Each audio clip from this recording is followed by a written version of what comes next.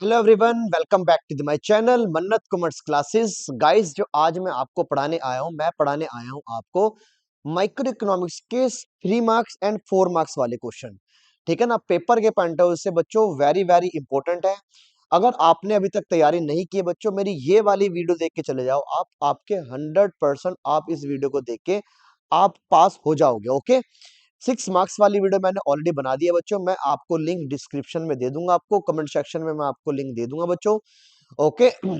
आप क्या करना है, आपको सिर्फ क्या करना है बच्चों, ये वाली अब मेरी जो वीडियो है इसको अच्छी तरह देख के जाना है। वीडियो को पूरी देख के जाना है बच्चों। आपको सारे के सारे कॉन्सेप्ट कराऊंगा इसके अंदर, 3 मार्क्स वाले और 4 मार्क्स वाले। आओ स्टार्ट करते हैं। तो पहला क्वेश्चन बच्चों हम जो करते हैं, हम जो स्टार्ट करेंगे, पहला क्वेश्चन करेंगे हम स्टार्ट कहां से, central problem. Central problem of our economy. हमारी इकोनॉमिक की सेंट्रल प्रॉब्लम क्या है बच्चों। ठीक है ना, ये वाला क्वेश्चन हम स्टार्ट करेंगे। ओके। तो हमारी इकोनॉमिक की सेंट्रल प्रॉब्लम क्या है, ये आएगा आपको या तो 3 मार्क्स में या 4 मार्क्स में। इसको भाई अपनी कॉपी के अंदर नोट कर लो। ठीक है ना, आपके सेकंड चैप्टर से। पहली प्रॉब्लम क्या बच्चों, what to produce. What to produce, क्या सामान बनाए। ठीक है ना। दूसरी प्रॉब्लम क्या हमारी इकोनॉमिक की, how to produce. How to produce, कैसे सामान बनाए। तीसरी प्रॉब्लम क्या है बच्चों, for whom to produce. For whom to produce. For whom to produce. तो जरा एक बार इसको ध्यान से देखो बच्चों, व्हाट टू प्रोड्यूस, क्या बनाए, कैसे बनाए और किसके लिए बनाए। एक प्रोड्यूसर को बच्चों हमेशा यही टेंशन रहती है कि इकोनॉमिक के अंदर क्या बनाए। अब सर क्या के अंदर क्या आता है बच्चों, क्या के अंदर आता है, दो तरह के गुड्स होते हैं बच्चों हमारे। नंबर वन, इधर देखो बोर्ड के ऊपर, एक तो होते हैं हमारे कैपिटल गुड्स। सर ये क्या है कैपिटल गुड्स। एक होते हैं बच्चों हमारे पास कौन से, कंज्यूमर गुड्स। Consumer goods. तो सर कैपिटल वाले कौन से होते हैं, कैपिटल वाले होते हैं गाइस, बोर्ड पे देखो जरा ध्यान से। कैपिटल गुड्स वो गुड्स होते हैं जो फर्दर प्रोडक्शन करते हैं। जैसे मशीन, आपकी मशीन जो प्रोडक्शन वाली आपकी मशीन, जैसे बच्चों मैन्युफैक्चरिंग की जो भी मशीन आती है हमारे पास, शूज बनाने की अपनी मशीन है, कपड़े सिलने की अपनी मशीन है। तो एक प्रोड्यूसर क्या सोचता है कि मैं क्या बनाऊं, कैपिटल गुड्स बनाऊं ये कंज्यूमर गुड्स बनाओ। कंज्यूमर गुड्स कौन से बच्चे, जिनको हम खा सकते हैं, इनको हम इनटेक कर सकते हैं और जिनको हम यूज करते हैं। जरूरी नहीं बच्चों आप खा सकते हो। क्या कंज्यूमर गुड्स वो गुड्स होते हैं जिनको हम खा भी सकते हैं और जिनको हम यूज भी कर सकते हैं। जैसे बच्चों ब्रेड लगा लो, बटर लगा लो, और यूज करने में लगा लो बच्चों, पेन लगा लो, पेंसिल लगा लो बच्चों। ये हमारे कौन से गुड्स है, ये हमारे यूज करने वाले गुड्स है। ओके, बात समझ गए। तो हमेशा प्रोड्यूसर को टेंशन होती है भाई कौन से गुड्स प्रोड्यूस करने चाहिए। तो आपने पेपर में क्या लिखना है, whether capital goods whether consumption goods. और सामान को बनाने बच्चों दो टेक्निक होती है हमारे पास। पहली टेक्निक कौन सी, जल्दी बताओ। आप सामान को जो बनाते हैं दो तरीके से बनाते हो। इसको मैं इधर लिखता हूँ, इस साइड जगह बची है हमारे पास। लो भाई, सामान बच्चों दो तरीके से बनता है, या तो लेबर बनाएगा बच्चों या मशीन बनाएगी। ओके। तो दो टेक्निक्स हमारे पास, एक तो लेबर इंटेंसिव टेक्निक्स और एक है बच्चों कैपिटल। कैपिटल मतलब मशीन, कैपिटल। दो टेक्निक्स। तो बच्चों वो हमेशा ये सोचता हूं कौन से वाली टेक्निक को यूज करूं, लेबर इंटेंसिव टेक्निक यूज करूं या कैपिटल इंटेंसिव टेक्निक यूज करूं। तो इस पॉइंट के अंदर क्या लिखो है, हाउ टू प्रोड्यूस के अंदर प्रोड्यूसर ऑलवेज कंफ्यूज होता है कि which technology which technique should be use, whether capital intensive technique और whether capital intensive technique. Capital का मतलब क्या बता जल्दी बच्चों, मैंने बताया आपको, मशीन। मशीन से सामान बनाओ या लेबर से बनवाओ सब। ओके, लेबर से सामान बनवाया जाए। ये लो भाई, चलो भाई आगे बच्चों। फॉर होम टू प्रोड्यूस, अब किसके लिए सामान बनाओ, अमीर के लिए बनाओ या गरीब के लिए बनाओ। ठीक है ना बच्चों, तो रिच पीपल के लिए बनाओ, अमीर के लिए सामान बनाया जाए, या मेरे बच्चों पुअर के लिए सामान बनाया जाए। ठीक है ना, यही प्रॉब्लम आ रही है बच्चों, जल्दी बताओ किसको आ रही है, प्रोड्यूसर को आ रही है। तो ये जो आप टॉपिक करोगे प्रोड्यूसर के पॉइंट ऑफ व्यू से करोगे। तो अब बच्चों मैंने आपको क्या बताया, मैंने आपको बताया what is central problem of our economy. ये आपको 3 या 4 मार्क्स में आ सकता है। तो आपने लिखना what to produce, how to produce, for whom to produce. What to produce में वेदर कैपिटल गुड्स या consumption goods. How to produce में बच्चों आपको लिखना है पेपर के अंदर के आप कौन सी वाली टेक्निक यूज करेंगे, वेदर लेबर इंटेंसिव या कैपिटल इंटेंसिव बच्चों। ओके, अगला जो आपको बच्चों तीसरी प्रॉब्लम आती है वो क्या आती है, फॉर हुम टू प्रोड्यूस, किसके लिए बना है, वेदर अमीर के लिए बना है या गरीब के लिए बना है। ओके, तो बच्चों 3 आपका मार्क्स का आएगा, आपको 3 पॉइंट आपको मिल जाएंगे, 3 नंबर आपके पक्के हो जाएंगे। ओके, आओ अगला क्वेश्चन देखते हैं, आपको 3 मार्क्स और 4 मार्क्स वाले। ओके, आओ बच्चों अगला क्वेश्चन करते हैं। अगला क्वेश्चन जो मैं आपको कराने जा रहा हूं वो कराऊंगा आपको सोल्यूशन। सोल्यूशन किस चीज के बच्चों, जल्दी बताओ। मैं आपको सोल्यूशन कराऊंगा, बताओ किसके, जो भी हमारे पास सेंट्रल प्रॉब्लम थी। मैंने आपको जो पिछला क्वेश्चन कराया, सेंट्रल प्रॉब्लम थी हमारी इकोनॉमिक के अंदर, जो भी सेंट्रल प्रॉब्लम थी मेरे बच्चों, उसके मैं क्या कराऊंगा, आपको सॉल्यूशन कराऊंगा। कि मतलब उसका सॉल्यूशन क्या हो सकता है फिर। ओके, सॉल्यूशन कराने से पहले बच्चों आपको पहले मेरा ध्यान से मेरी वीडियो को देखना पड़ेगा, जो मैं आपको जो टॉपिक समझा रहा हूँ। ओके, तो पहले टॉपिक समझो रहा ध्यान से, मैं क्या समझाना चाह रहा हूँ आपको। हमारी इकोनॉमिक के अंदर बच्चों, हमारी इकोनॉमिक के अंदर अ, 3 तरह की हमारी इकोनॉमिक होती है। हमारी इकोनॉमिक कितने तरह की होती है बताओ जल्दी से, 3 तरह की होती है। नंबर 1 जो इकोनॉमी होगी बच्चों आपकी, वो हो सकती है आपकी इकोनॉमिक जो होगी, वो हो सकती है आपकी बच्चों मार्केट इकोनॉमिक। सर ये क्या है, मार्केट इकोनॉमिक का मतलब क्या होता है, बताएंगे बच्चों अभी मार्केट इकोनॉमिक का मतलब क्या होता है। मार्केट इकोनॉमिक, इकोनॉमिक एक होते हैं बच्चों हमारे पास मार्केट इकोनॉमिक।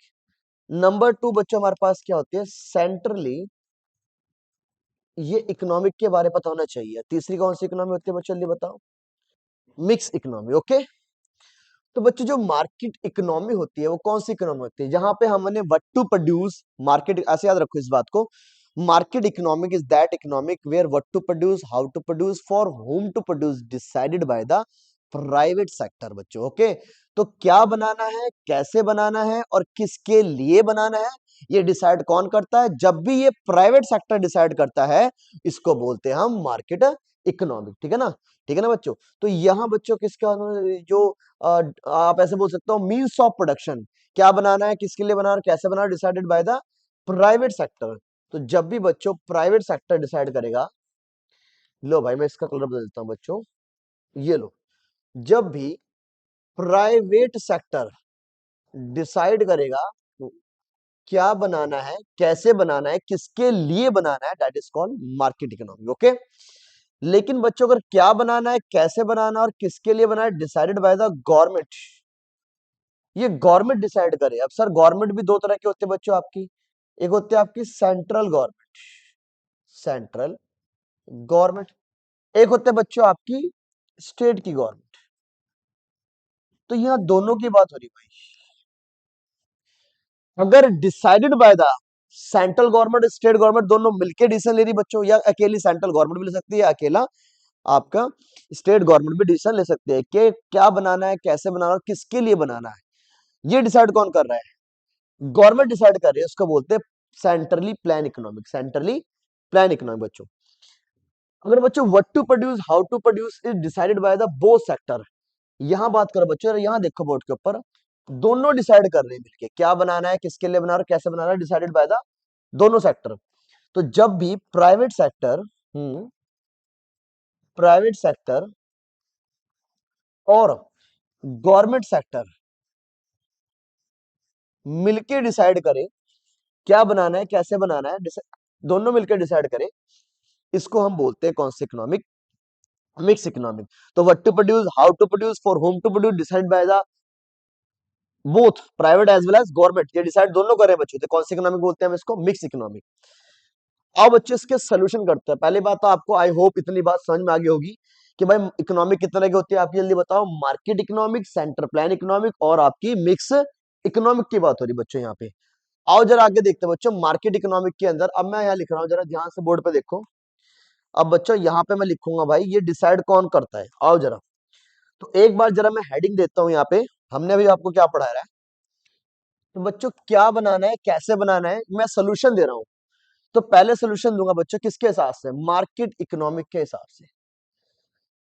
क्या बनाना है बच्चों, प्राइवेट सेक्टर तो वही बनाएगा जहां उसे हायर प्रॉफिट होगा। अच्छा। हम्म। हाउ टू प्रोड्यूस बच्चों, किससे सामान बनवाएगा बताओ। प्राइवेट सेक्टर तो वही टेक्नोलॉजी यूज करेगा जहां पे बच्चों उसको क्या होगा, लेस कॉस्ट, कम से कम लागत जहां लेगी उसकी। ओके। और फॉर हुम टू प्रोड्यूस, किसके लिए बनाएगा बताओ प्राइवेट सेक्टर, जो मेरे बच्चे उसको हायर प्राइस पे करेंगे, हायर प्राइस पे करेंगे। बात समझ में आ गई भाई आपको। ओके। फिर इसके बाद में आगे बच्चों central plan economic. Central plan economic के अंदर बताओ, ये गवर्नमेंट डिसाइड करती है। तो बताओ बच्चों, गवर्नमेंट कौन से गुड्स बनाएगी। गवर्नमेंट बच्चों जनता द्वारा चुनी जाती है बच्चों के, ठीक है ना। सरकार बच्चों जनता ने चुनी है, आपको पता है इस बात का। तो सरकार जब जनता ने चुनी, तो बच्चों हमेशा सरकार जो काम करती है, गवर्नमेंट जो काम करती है, वो पब्लिक के लिए काम करती है। ओके। इसीलिए बच्चों गवर्नमेंट, अगर मैं गवर्नमेंट के पॉइंट से सोल्यूशन बताऊं आपको, मैंने इसके पॉइंट से सोल्यूशन बताया, आप इसको ना ऐसे रीड करना। ओके। इस तरह रीड करना इसको। इधर देखो, सेंट्रली प्लान की बात करो तो बताओ गवर्नमेंट क्या बनाएगी, जहां मेरे बच्चों ज्यादा क्या हो, सोशल वेलफेयर। जौन से बता बच्चों, वो वाले गुड्स बनाएगी जहां सोशल वेलफेयर ज्यादा होगा। इसका मतलब बच्चों कंजप्शन गुड ज्यादा बनाने वाली है, ठीक है ना। बात समझ में आ गई आपको। और बताओ कौन सी टेक्नोलॉजी यूज करेगी बच्चों। ऑब्वियस सी बात है बच्चों, लेबर वाली टेक्नोलॉजी यूज करेगी। क्यों, जल्दी बताओ। क्योंकि बच्चों उसने इंप्लॉयमेंट भी जनरेट करनी होती है। और फॉर होम टू प्रोड्यूस किसके लिए बनाएगी बच्चों, साफ साफ लिखा बच्चों, गरीबों के लिए काम करती है हमारी सरकार। ओके। और मिक्स इकोनॉमिक का बताओ सोल्यूशन क्या है बच्चों। मिक्स इकोनॉमिक के अंदर इन दोनों को कंबाइन कर दो। कैसे करोगे, प्रॉफिट का ध्यान भी रखेगी भाई यार, और साथ में सोशल वेलफेयर का भी ध्यान रखेगी। बात समझ गए भाई। यहां किसका ध्यान रखिए बच्चों, जल्दी बताओ। दोनों को कर दो बच्चों मिक्स, यहाँ ऐसा करो, प्लस कर दो यहाँ पे। ओके। और यहाँ भी क्या लिखे हैं बच्चों, जहां पे लेस कॉस्ट होगी आपकी, लेस कॉस्ट होगी आपकी, प्लस क्या होगा आपका, लेबर का ध्यान भी रखा जाएगा, कॉस्ट का ध्यान भी रखा जाएगा बच्चों, और लेबर से एम्प्लॉयमेंट का ध्यान भी रखा जाएगा। ओके। और for for whom to produce, किसके लिए सामान बनाया जाए बताओ। यहां मेरे बच्चों दोनों के लिए सामान बनाया जाएगा, जो हायर प्राइस पे करे और जो लेस प्राइस पे करे। आपको समझ में आ रहा है बच्चों। हायर प्राइस की बात बताओ कौन करता है, अमीर। और लेस प्राइस की बात कौन करता है बच्चों, गरीब। तो दोनों का ध्यान रखा जाएगा। ओके। इसका आप स्क्रीनशॉट ले सकते हो बच्चों, ये मेरे नोट्स मैंने जो बनाए आप इसे याद कर सकते हो। ओके। ये सॉल्यूशन है बच्चों, आपको ये मैंने कीवर्ड डाल दिया आपको, ठीक है ना। आप इसके हिसाब से कर सकते हो क्वेश्चन, ठीक है ना। ये भी बच्चों आपको 3 या 4 मार्क्स में आ सकता है पेपर के अंदर। या तो आपको वो वाला क्वेश्चन बनाया जो मैंने इससे पिछला कराया कि सेंटर प्रॉब्लम क्या है, या उसके सोल्यूशन पूछ सकता हो किसी भी एक के पॉइंट ऑफ व्यू से, दो के पॉइंट से बच्चों, दो के पॉइंट से लेना, लेकिन कीवर्ड आपको यही डालने पड़ेंगे। ओके। चलो भाई हम आगे, आओ जरा आगे चलते हैं, अगला क्वेश्चन में देखते हैं। तो बच्चों अगले क्वेश्चन की तरफ लेके चलता हूं मैं आपको। अगला क्वेश्चन जो करेंगे हम यूटिलिटी वाला करेंगे। चलो बच्चों, यूटिलिटी क्या होती है, अगर आपको 1 मार्क्स में आ गया व्हाट इज यूटिलिटी, तो जब भी कंज्यूमर किसी गुड्स को कंज्यूम करता है और कंज्यूम करने के बाद बच्चों जो भी उसको सेटिस्फैक्शन मिलती है, इसी सेटिस्फैक्शन क्या बोलते हैं हम, यूटिलिटी बोलते हैं। तो पेपर में आ सकता है आपका टोटल यूटिलिटी क्या होती है, sum total of utility, it is called total utility. फिर आ सकता है आपका मार्जिनल यूटिलिटी क्या होती है बच्चों 1 मार्क्स में, एडिशनल यूनिट कंज्यूम करने से जो भी एडिशनल सेटिस्फैक्शन मिली उसको बोलते हैं मार्जिनल यूटिलिटी। 1 मार्क्स में ये भी आ सकता है आपका। फिर आपका बच्चों पेपर में जा सकता है, वो आ सकता है किसके बारे में, 3 मार्क्स में। आप पहले तो ये इंपॉर्टेंट करो भाई। अब बच्चों मैं कह रहा हूं आपको 3 मार्क्स में आप पहले ये इंपॉर्टेंट करो कि बताओ कि हमारे पास क्या है। एक हमारे पास बच्चों कार्डिनल यूटिलिटी, कार्डिनल यूटिलिटी। एक हमारे पास क्या है जल्दी बताओ, ऑर्डिनल यूटिलिटी। कार्डिनल किसने बोली जल्दी बताओ, कार्डिनल बोली मार्शल ने। किसने बोली भाई, मार्शल ने। और ऑर्डिनल किसने बोली बच्चों, हिक ने बोली। ओके। मार्शल जी क्या बोलते हैं, मार्शल जी बोलते हैं जो भी हम कॉमोडिटी को कंज्यूम करते हैं, जो उससे सेटिस्फैक्शन मिलती है, मतलब यूटिलिटी मिलती है, हम उनको नंबर में मेजर कर सकते हैं, लाइक 1 2 3। ये किसने बोला भाई, ये मार्शल जी ने बोला। तो वो बिलीव करता है हम सेटिस्फैक्शन जो भी मिलती है हम उसको कार्डिनल नंबर में मेजर कर सकते हैं, लाइक 1 2 3 4। ओके। मार्शल जी ने क्या बोला भाई, the standard unit of measurement use by the Marshall major utility is called utils.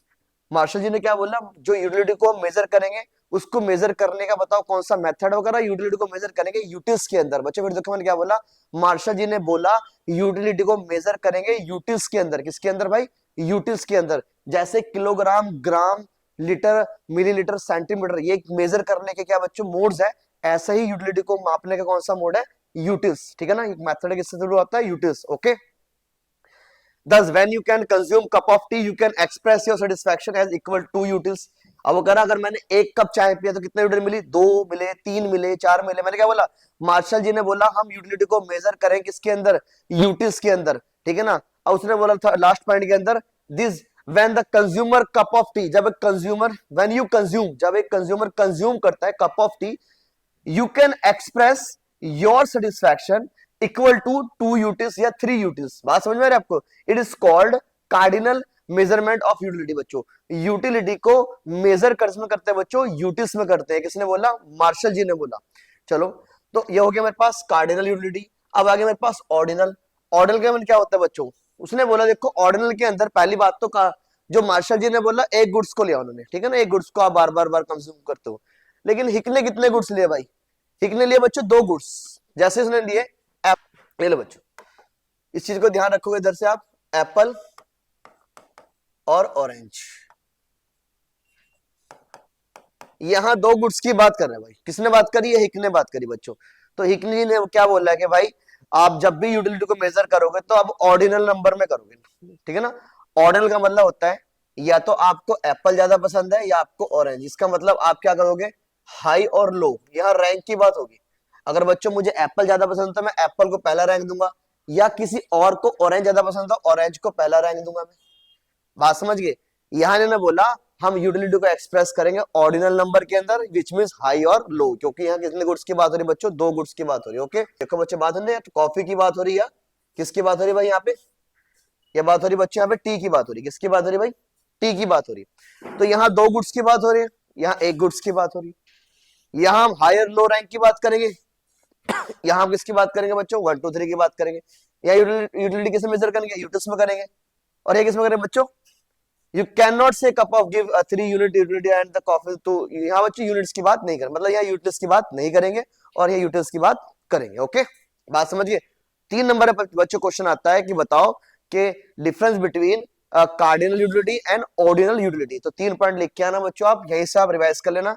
ठीक है ना, पहला पॉइंट, दूसरा पॉइंट, तीसरा पॉइंट। ओके, इसके 2 पॉइंट है, आप लिख के आ जाना। ओके, आपको 3/3 जितने भी आपको 3 मार्क्स के, तो यहाँ 3 बढ़िया तो 3 का आएगा बच्चों, 4 का आएगा। ओके, इसको करके जाना पेपर के टाइम पे। ठीक है जी, तो बच्चों मैं लेके चलता हूं आपको अगले क्वेश्चन की तरफ।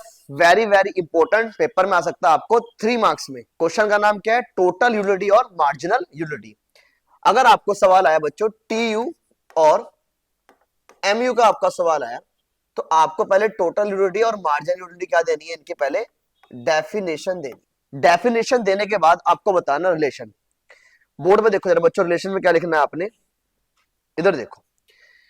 जब आपका टीयू क्या हो रहा है, इंक्रीज हो रहा है, टोटल यूटिलिटी क्या हो रही है आपकी, इंक्रीज हो रही है, तो मार्जिनल यूटिलिटी पॉजिटिव है। क्या है आपकी, पॉजिटिव। पहला रिलेशन याद कर लिया आपने, TU increase, MU positive. MU क्या होती है उसके बाद, पॉजिटिव। जब बच्चों टोटल यूटिलिटी आपकी क्या है, टॉप है, मैक्सिमम है, तो एमयू क्या होगी आपकी, 0 होगी। तो बताओ मैंने क्या बोला, जब टोटल यूटिलिटी मैक्सिमम होगी आपकी तो मार्जिनल यूटिलिटी क्या होगी आपकी, 0 होगी। और जब टोटल यूटिलिटी आपकी डिक्लाइन, जब आपकी टोटल यूटिलिटी क्या हो रही है बच्चों, डिक्लाइन हो रही है, तो मार्जिनल यूटिलिटी क्या हो रही है आपके लिए बताओ, नेगेटिव। तो बच्चों 3 नंबर लेके आओ पेपर के अंदर, 3 मार्क्स आपको आ जाएंगे। 4 में आ तो पहले मीनिंग लिख देना आप, ठीक है ना, 3 पॉइंट लिख देना तो आपको 4 मार्क्स आएंगे। तो मैंने क्या बोला, when TU increase MU positive, when TU maximum MU 0, when TU decline और एमयू नेगेटिव। ठीक है ना बच्चों, 3 पॉइंट करके जाना आपके, 3 के 3 पॉइंट आपको 3 नंबर आ जाएंगे। आओ अगले क्वेश्चन की तरफ चलते हैं। तो बच्चों मैं अगले क्वेश्चन की तरफ आपको लेके आ गया हूं। ये क्वेश्चन भी पेपर में बहुत बार पूछा गया है, ये भी बच्चों 3 और 4 के लिए क्या कर लो, इंपोर्टेंट कर लो। जैसा कि आपको पता लग ही चुका है बच्चों, मैं आपको सारा नहीं पढ़ा रहा हूं, मैं आपको 90% क्वेश्चन ऐसे करा रहा हूं जो आपके पेपर में आने के चांसेस ज्यादा होते हैं। ओके, तो सारा करने की लोड भी नहीं बच्चों, ये वाले क्वेश्चन कर जो मैं आपको वीडियो तक करा रहा हूं, एंड तक वीडियो देखो और आपके बच्चों सारे के सारे क्वेश्चन यही कवर हो जाएंगे। ओके, आपको फिर ज्यादा कुछ करने की लोड नहीं, ठीक है ना। तो आप भाई बच्चों अगला क्वेश्चन वैसे तो आपको दिख गया होगा बच्चों क्या अगला क्वेश्चन, बजट सेट क्या होता है और बजट लाइन क्या होती है। ओके, अब बच्चों ये बताने से पहले पहले मैं आपको कुछ एग्जांपल के थ्रू आपके डाउट क्लियर करना चाहता हूँ। ओके, तो आप लिखो जैसे एक कंज्यूमर की इनकम 100 रुपए है, कितने भाई इसकी इनकम भाई 100 रुपए, आप ऐसे लिखो कितनी इनकम उसकी 100 रुपए है। और मेरे पास दो कॉमोडिटी है भाई, मेरे पास कॉमोडिटी कितनी है भाई, मेरे पास कॉमोडिटी है दो, एक कॉमोडिटी मेरे पास एक्स है, दूसरी कॉमोडिटी मेरे पास वाई है। एक्स का रेट कितने बच्चों 10 रुपए है और वाई का रेट कितने आपके 20 रुपए है, कितने बच्चों 20 रुपए है। तो अब मैं ये कह रहा हूं भाई कंज्यूमर बजट है क्या, पहले तो आप ये बताओ, जब भी कंज्यूमर अपनी सारी इनकम किसी दो गुड्स पे खर्च करता है उसे क्या बोलते हैं हम, बजट बोलते हैं भाई।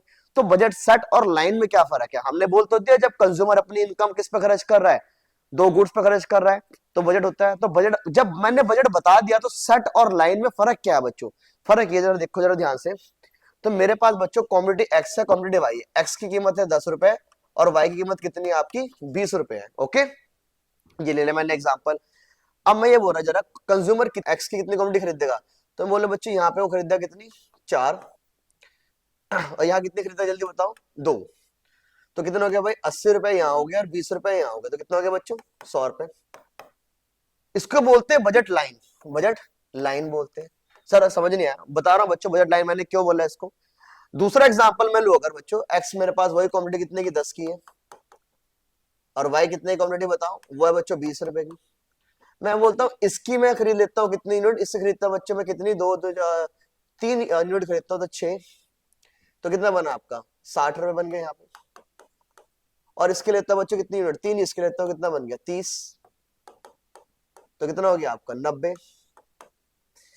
तो यहाँ इनकम कितनी है बच्चों, मैंने 100 रुपए इनकम के मैंने खर्च कितने करे सिर्फ 90 रुपीज। मैं ये कहना चाह रहा हूँ आपसे 100 रुपीज कंज्यूमर की इनकम है लेकिन वो खर्च कितने करा सिर्फ 90 रुपीज। ये हो सकता है सिर्फ बजट और बजट सेट के अंदर, किसके अंदर भाई बजट सेट के अंदर।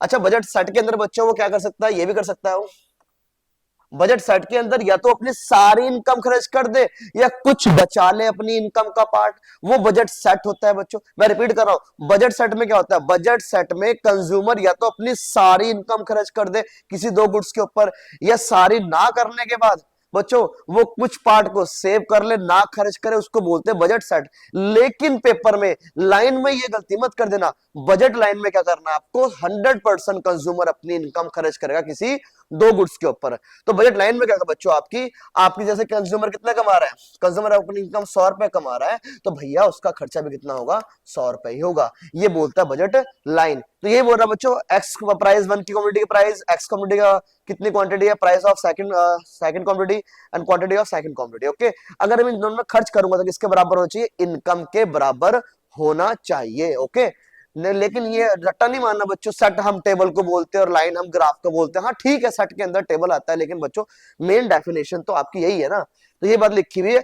अब देखो बोर्ड पे देखो, आपके नोट्स में करा रहा हूं मैं, budget set include all combination of x और y on which the actual expenditure is equal to और less than the given income. बच्चों इक्वल भी हो सकता है और इनकम से कम भी हो सकता है, लेकिन ऐसा नहीं है यहाँ पे। क्या बोला, budget line include only such combination of goods X and goods Y on which actual expenditure of the consumer exactly किसके बराबर होगा, इक्वल ही इज गिवन इनकम। तो लो बच्चों पेपर में लिख के आने यही बात है, आपको आपको पूरे बड़े पूरे नंबर मिल जाएंगे। ओके, अब मैं आपको लेके चलता हूं अगले क्वेश्चन की तरफ।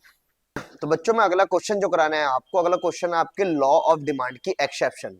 लॉ ऑफ डिमांड का मतलब क्या होता है, जब भी प्राइस किसके बढ़ेंगे बच्चों, कॉमोडिटी के प्राइस बढ़ेंगे, जब भी कॉमोडिटी के प्राइस बढ़ेंगे तो कॉमोडिटी की डिमांड क्या हो जाएगी, कम हो जाएगी, और जब भी कॉमोडिटी के प्राइस कम होगा तो डिमांड क्या हो जाएगी, उसकी बढ़ जाएगी। इसको क्या बोलते हैं हम, लॉ ऑफ डिमांड।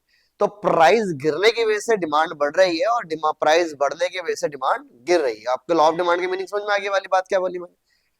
लेकिन उसकी कुछ एक्सेप्शन है, ये लॉ नहीं लगता कुछ गुड्स के ऊपर। ये जो लॉ लगता है नॉर्मल गुड्स के ऊपर लगता है, लेकिन अगर मैं बात करूं सुपीरियर की बात करूं बच्चों, सुपीरियर गुड्स की बात करूं तो जल्दी बताओ सुपीरियर गुड्स का रूल क्या है। अगर बच्चों सुपीरियर गुड्स कौन से होते हैं, जो ज्यादा महंगे कीमती गुड्स होते हैं, जैसे गोल्ड हो गया, गोल्ड एक सुपीरियर है बच्चों, BMW ऑडी ये बड़े बड़े ब्रांड है, ये सब कौन से सुपीरियर गुड्स है आपके। ओके, इनके जितने प्राइस बढ़ते हैं लोग बाग इनकी उतनी ही डिमांड करते हैं, है नहीं। हमने लॉ क्या पढ़ा था कि प्राइस बढ़ेगा तो डिमांड गिरेगी, लेकिन इनके तो प्राइस बढ़ रहे हैं ना, फिर भी डिमांड क्या हो रही है, इनकी बढ़ रही है। तो लॉ ऑफ डिमांड के एक्सेप्शन बताओ कहां पे नहीं लगते, जल्दी बताओ। आर्टिकल ऑफ डिक्टेशन, इसका लिख लो बच्चों अपने अपने कॉपी के अंदर, सुपीरियर गुड्स, ठीक है ना। अगला देखो बच्चों, कौन सी बात कर रहा हूं मैं, गिफन गुड्स की बात कर रहा हूँ। किस गुड्स की बात कर रहा हूँ, गिफन गुड्स की बात कर रहा हूँ। अब सर गिफन क्या है, तो बच्चों मेरी बात सुनो, गिफन को इन्फीरियर क्यों बोलते हैं, पहले मैं आपको ये बता देता हूँ, ओके। गिफन को इन्फीरियर क्यों बोलते हैं, या इन्फीरियर को गिफन क्यों बोलते हैं। इन्फीरियर का मतलब होता है घटिया, क्या होता है जल्दी बताओ। इन्फीरियर का मतलब क्या होता है, घटिया, ये बोलते हैं इन्फीरियर को। इनके जितने प्राइस कम होते हैं तो बच्चों इनकी डिमांड भी उतनी कम ही होती है, ओके। पहली बात तो लॉ ऑफ डिमांड लगा नहीं। लॉ ऑफ डिमांड क्या बोलता है, लॉ ऑफ डिमांड ये बोलता है अगर प्राइस गिरेगा तो डिमांड बढ़ेगी, प्राइस गिरेगा तो डिमांड बढ़ेगी। ये क्या बोलते हैं बच्चे, बोलते हैं लॉ ऑफ डिमांड। लेकिन भाई इन्फीरियर गुड्स में क्या है, जितना प्राइस कम होता है लोग बाग उतना ही कम खरीदते हैं। ये घटिया सामान में, जैसे घटिया सामान सड़े गले बच्चों क्या हो गया, आपके फल फ्रूट्स हो गए, सब्जी होगी, आउटडेटेड हो गए बच्चों, आउटडेटेड फैशन, मतलब जो गिफन मतलब घटिया, समझ है ना क्या कहना चाह रहा हूं मैं आपको। तो इनके प्राइस जितने कम होते हैं उनके डिमांड भी उतनी कम ही होती है।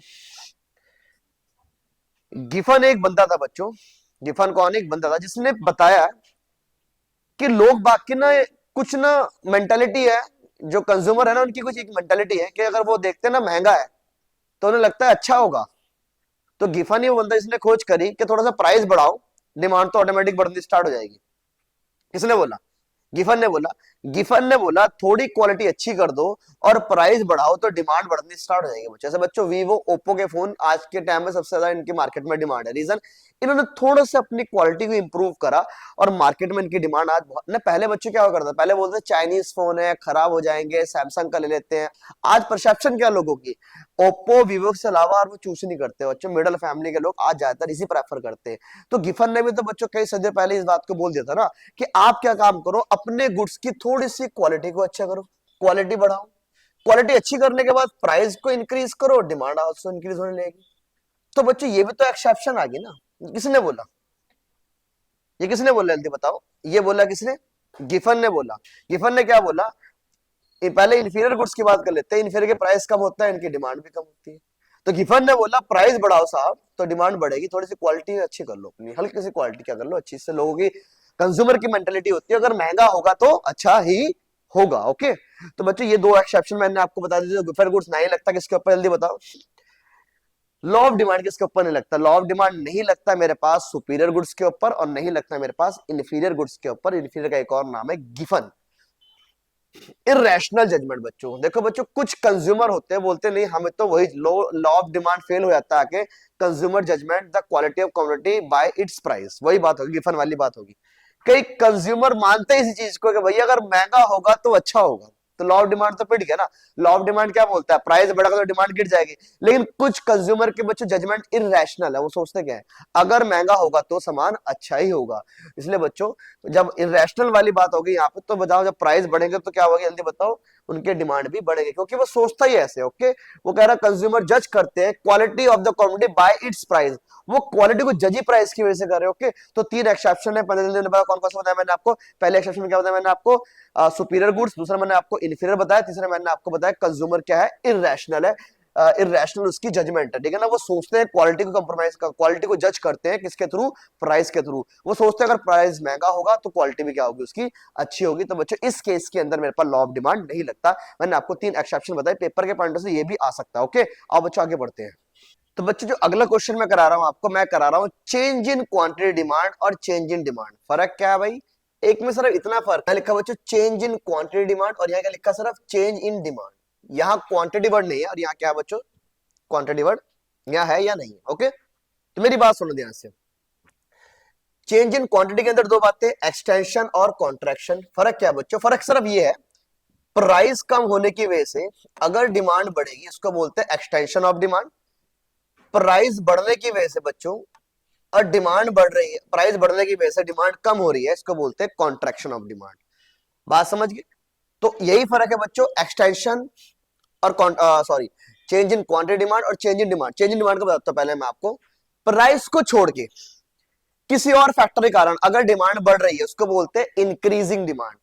जैसे बच्चों कंज्यूमर की इनकम बढ़ गया, कंज्यूमर का टेस्ट बढ़ गया, हमारे मेरे कंप्यूटर ने प्राइस बढ़ा दिया, मेरे कंप्यूटर ने प्राइस कम कर दिया, है नहीं, price of substitute goods, price of related goods, मैंने ऑलरेडी आपको पिछली वीडियो में सब बता रखा है वाली बातें, ठीक है ना। इसकी वजह से मेरी डिमांड पे क्या फर्क पड़ेगा, प्राइस को छोड़ के अदर फैक्टर के कारण अगर डिमांड इंक्रीज और डिक्रीज हो रही है, अगर डिमांड कम ज्यादा हो रही है बच्चों, इसको इंक्रीज और डिक्रीज बोलेंगे। मैंने बोला प्राइस को छोड़ के कोई और फैक्टर के कारण डिमांड बच्चों कम हो रही है और ज्यादा हो रही है, इसको क्या बोलते हैं, increasing demand and decreasing demand.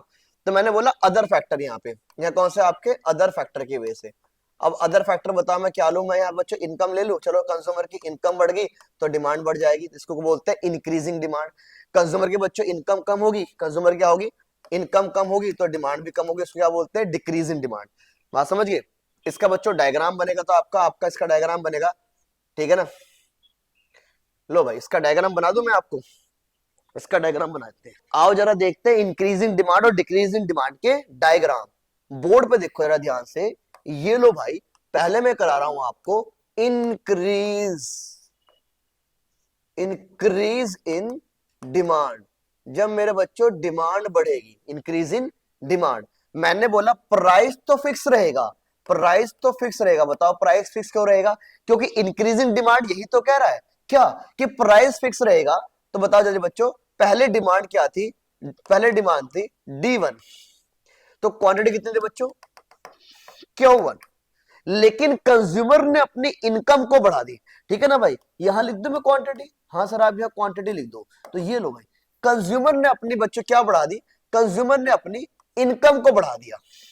जब इनकम बढ़ गई बच्चों, अब कंज्यूमर की क्या बढ़ गई, जरा इनकम बढ़ गई तो डिमांड क्या होगी, डिमांड शिफ्ट हो जाएगी। डिमांड क्या हो जाएगी, जल्दी बताओ, डिमांड आपकी शिफ्ट हो जाएगी, D1 से D2 की तरफ आएगी बच्चों। और जरा बोर्ड पे आओ, और ये मेरे पास क्यू से क्या हो जाएगी, क्यूटी हो जाएगी। ओके, बात समझ गए। इसको बोलते हैं इंक्रीजिंग डिमांड। सर डिक्रीज बता दो, तो लो बच्चों डिक्रीज बता देते हैं, ये लो। अब करा रहा हूं मैं आपको डिक्रीज इन डिमांड, ठीक है ना।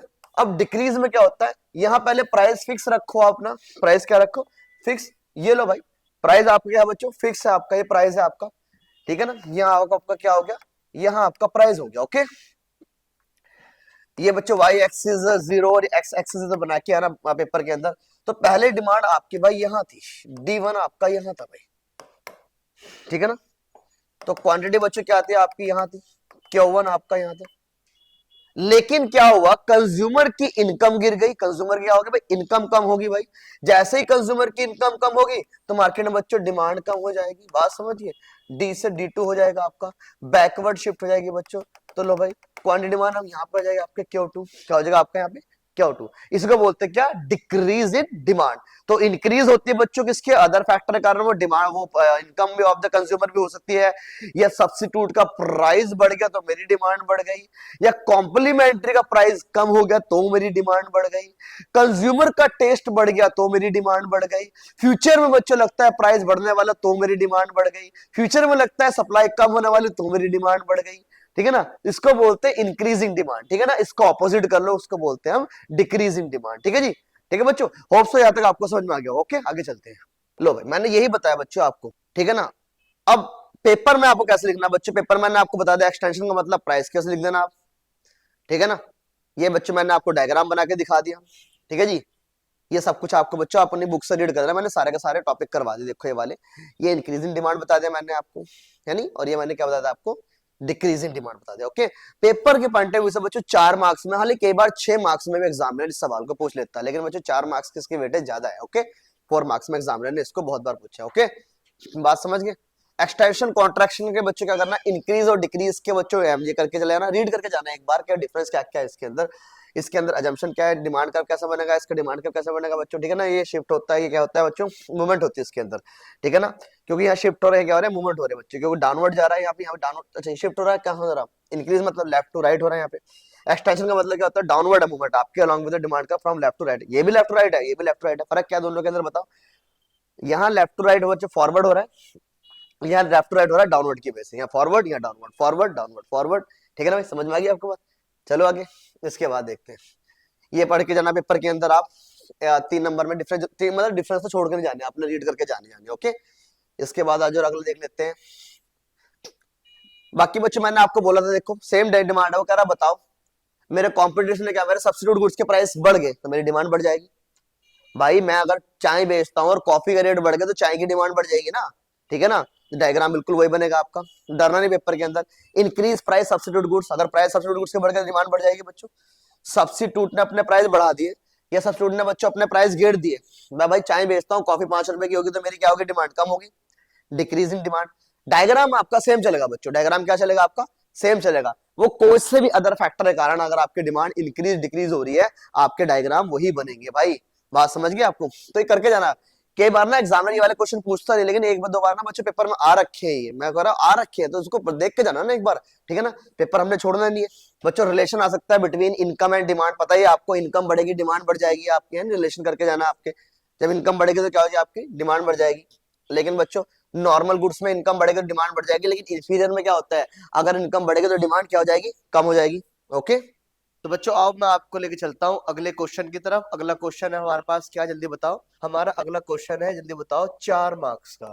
ओके, 4 मार्क्स में आपसे वो पूछ लेता है, what is perfect competition market, perfect competition market, ये आपसे पूछ लेता है बच्चों 4 मार्क्स में। और पूछता है बताओ इसके फीचर क्या है, व्हाट इट्स फीचर। तो नोट कर लो भाई अपनी अपनी कॉपी में, ये आने वाला है आपके पेपर में 4 मार्क्स। लो भाई 4 मार्क्स का एग्जामिनर आपसे इसको पूछने वाला। ओके, तो बच्चों क्वेश्चन कराने से पहले पहले मैं आपको छोटी छोटी बातें बता दूं।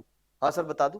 मैं कह ये लो, सामान बनाने वाली बच्चों इंडस्ट्री होती है। ओके, और सामान को जो सेल करती है इंडस्ट्री, सामान बना के different different different different different different firm को डिस्ट्रीब्यूट कर देती है, फर्म ए, firm B, firm C, firm D, बहुत सारी फर्म को बच्चों सामान क्या होता है, डिस्ट्रीब्यूट कर देता है। ओके, तो फर्म इंडस्ट्री बहुत सारी फर्म को सामान डिस्ट्रीब्यूट करती है, फिर यही फर्म आगे डिफरेंट डिफरेंट कस्टमर को सामान सोल्ड कर देती है। जैसे बहुत सारे कस्टमर हो गए मार्केट में बच्चों, ठीक है, कस्टमर का नाम सोहन, मोहन, रोहन, अनिल, सुनील, सीता, गीता और स्नेहा, और बताओ कार्तिक। तो बच्चों परफेक्ट कंपटीशन मार्केट कौन सी मार्केट हो, जल्दी बताओ। Perfect competition market is that market जहां लार्ज नंबर ऑफ सेलर मिलेंगे आपको, बहुत सारे आपको क्या मिलेंगे भाई, सेलर मिलेंगे, और large number of buyer, large number of buyer, बहुत सारे आपको क्या मिलेंगे बच्चों, बायर भी मिलेंगे। ओके, तो ये डेफिनेशन होगी। एलजी की एसी लगा लो, तो एलजी का जो इंडस्ट्री है वो बोलेगी आपको मेरी एसी 30,000 में बेचनी पड़ेगी। तो प्राइस किसने डिटरमाइन किया, इंडस्ट्री ने। यही प्राइस कौन टेक ओवर कर लेगी, फर्म टेक ओवर कर लेगी। तो फर्म जो होती है वो प्राइस टेकर है, और इंडस्ट्री जो है प्राइस मेकर है। सर इंडस्ट्री कैसे डिसाइड करती है भाई कितना होना चाहिए प्राइस, यहां डिमांड सप्लाई का रूल लग जाता है बच्चों आके, जहां डिमांड किसके बराबर होगी, सप्लाई के बराबर होगी, जिस प्राइस पे होगी, इसको हम क्या बोलते हैं, इक्विलिब्रियम प्राइस बोलते हैं। और इसी प्राइस पे बच्चों क्या करेगी, इंडस्ट्री प्राइस को डिटरमाइन करेगी, और यही प्राइस किसको दे देगी, फर्म को दे देगी। किसको दे देगी भाई, फर्म को दे देगी। ओके, चलो आगे। अब मैं ये कह रहा हूं जरा ध्यान दो, पहला फीचर क्या पढ़ा आपने, मीनिंग ये लिख लो बच्चों, मीनिंग क्या लिखोगे आप, मीनिंग में लिख लो, perfect competition market is that market with large number of seller, large number of buyer.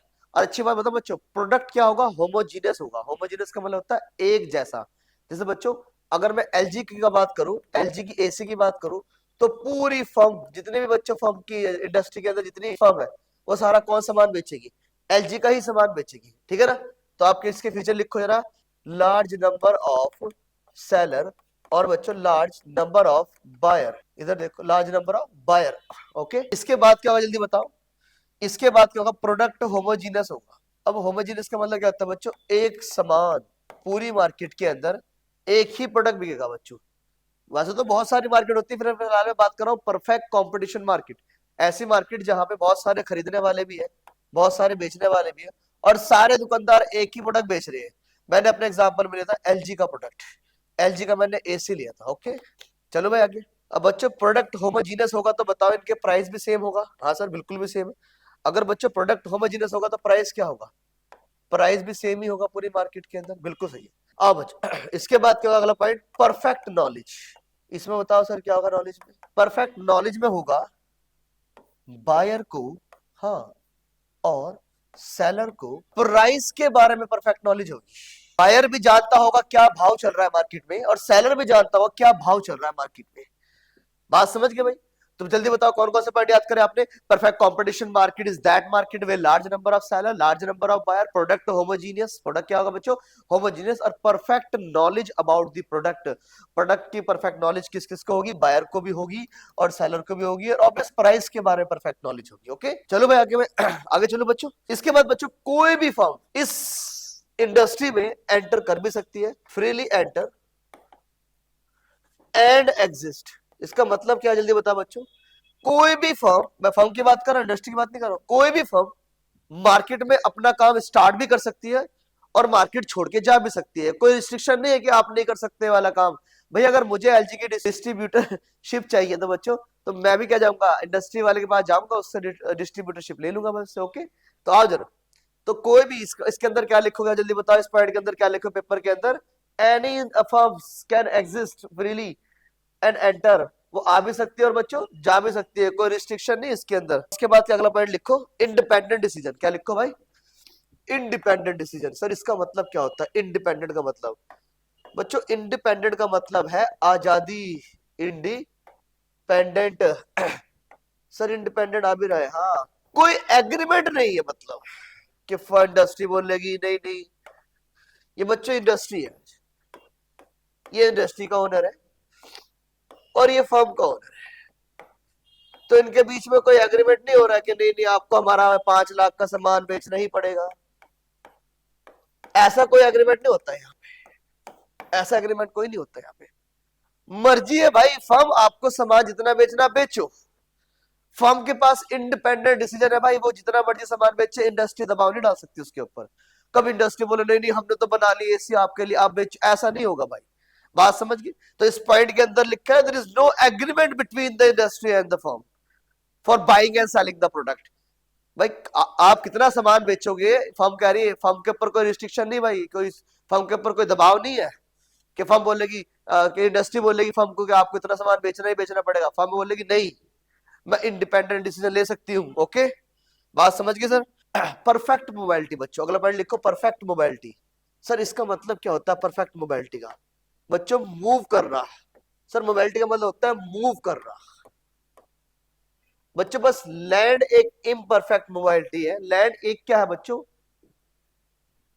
इमोबाइलिटी है लैंड, क्योंकि लैंड फिक्स है अपनी जगह, लैंड मूव नहीं कर सकती। लेकिन और भी तो फैक्टर है हमारे पास, फैक्टर ऑफ प्रोडक्शन, लेबर हो गया, कैपिटल हो गया, और बच्चों तुम्हारा बिजनेस हो गया, ये मूव कर सकता है from one place to another place. ठीक है ना? तो इस इंडस्ट्री के अंदर जो तुम्हारे फैक्टर ऑफ प्रोडक्शन है, तो फैक्टर प्रोडक्शन लेबर ले लो बच्चों, लेबर मूव कर सकता है from one place to the another place. Okay आप अपने रिसोर्सेज को भी मूव कर सकते हैं, जैसे मशीनरी, समझे बात बच्चे? जरूरी नहीं मैं लैंड की बात कर रहा हूँ, अरे मशीन भी तो हमारे पास फैक्टर ऑफ प्रोडक्शन है, तो फैक्टर ऑफ प्रोडक्शन आप मूव कर सकते हो from one place to the another place. ठीक है बच्चों? अगला पॉइंट देखो जरा ध्यान से, नो ट्रांसपोर्टेशन कॉस्ट। क्या है भाई हमारे पास? No transportation cost. इंडस्ट्री बोलती है, ये इंडस्ट्री है बच्चों और ये फर्म है। इंडस्ट्री क्या बोलती है? इंडस्ट्री बोलती है आप एलजी बेचो, हम आपके शॉप तक ट्रांसपोर्टेशन करवा देंगे। आप क्या बेचो सिर्फ, फर्म को बोल रही है, बताओ कौन? इंडस्ट्री। हम बनाएंगे भी हम, इंडस्ट्री कह रही है बोर्ड के ऊपर, हम बनाएंगे भी हम, बनाने के बाद आपके दुकान तक पहुंचाने का जिम्मा भी हमारा। इसका मतलब भाई फर्म की कोई ट्रांसपोर्टेशन कॉस्ट नहीं लगी यहाँ पे बच्चों। ओके फर्म सिर्फ सामान बेचेगी। ओके अब सर सबसे बड़ी बात जो मैं आपको टॉपिक करवा रहा हूं, पहले क्यों करवा रहा हूं बच्चों? मैं इसलिए करवा रहा हूं, मैं बता रहा हूं डिमांड कर्व कैसा होता है। ये लो demand curve under perfect competition, तो होगा बच्चों स्ट्रेट फॉरवर्ड। बताओ सर ऐसा क्यों होगा? क्योंकि बच्चों प्राइस फिक्स है, अगर प्राइस फिक्स है तो एवरेज रेवेन्यू मार्जिन रेवेन्यू के बराबर होगी। बात समझे नहीं समझे? और यहां तुम्हारी क्वांटिटी है। मैंने ये बोला बच्चों perfect competition market is that market में large number of seller, large number of buyer, product homogeneous. और एक पॉइंट और बोलना मैंने आपको, बोला प्राइस टेकर। फर्म हमेशा प्राइस टेकर रहेगी, which is decided by the industry. जो किसके द्वारा डिसाइड किया गया? इंडस्ट्री के द्वारा डिसाइड किया गया। तो firm is a price taker not a maker. Maker कौन है? इंडस्ट्री है। तो डिमांड कब कैसे बनेगा बच्चों? डिमांड कब बनेगा आपका? यहाँ पे। मैं अगला क्वेश्चन इसी के ऊपर कराने वाला हूं बच्चों। तो एक परफेक्ट कंपटीशन के अंदर प्रोड्यूसर इक्विलिब्रियम कैसे होता है? बात समझ गए भाई? परफेक्ट कंपटीशन के अंदर प्रोड्यूसर इक्विलिब्रियम कैसे होता है, मैंने प्रोड्यूसर की बात कर रहा हूं यहाँ पे, प्रोड्यूसर इक्विलिब्रियम कैसे होगा, ओके, कौन सी मार्केट के अंदर, परफेक्ट कंपटीशन मार्केट के अंदर। बात समझ गए भाई, कब तक प्रोड्यूसर सामान को बनाएगा, कब तक प्रोड्यूसर को सामान को बनाएगा, ओके। मैं अगला क्वेश्चन यही स्टार्ट करता हूँ, करते अगला क्वेश्चन स्टार्ट। तो जैसे कि बच्चे मैंने अभी आपको बताया what is perfect competition market. Perfect competition market कौन सी मार्केट होती है जिसके अंदर लार्ज नंबर ऑफ बायर होते हैं, लार्ज नंबर ऑफ सेलर होते हैं, ठीक है ना। मार्केट कौन से बच्चों, मार्केट थी मेरे पास perfect competition market. Demand curve क्या था बच्चों, आपका स्ट्रेट लाइन में डिमांड कर्व बन रहा था इसके अंदर। तो इसी अगला क्वेश्चन जो स्टार्ट होता है यही से स्टार्ट होता है, what is producer equilibrium under perfect competition. मैंने बोला ये लो भाई, मैंने बोला कि भाई मेरे पास क्या है, यहाँ मेरे पास प्राइस है बच्चों। तो प्राइस क्या होगा, अगर प्राइस सेम होगा तो ए आर किसके बराबर होगा, ए आर एम आर के बराबर होगा, ठीक है ना। ये वाई एक्सिस ले लो और ये जीरो एक्सिस ले लो और ये जीरो ले लो और ये एक्स एक्सिस ले लो, ये बच्चे क्या लिखो आप, क्वांटिटी। तो जरा ध्यान दो बच्चों, प्रोड्यूसर इक्विलिब्रियम है क्या।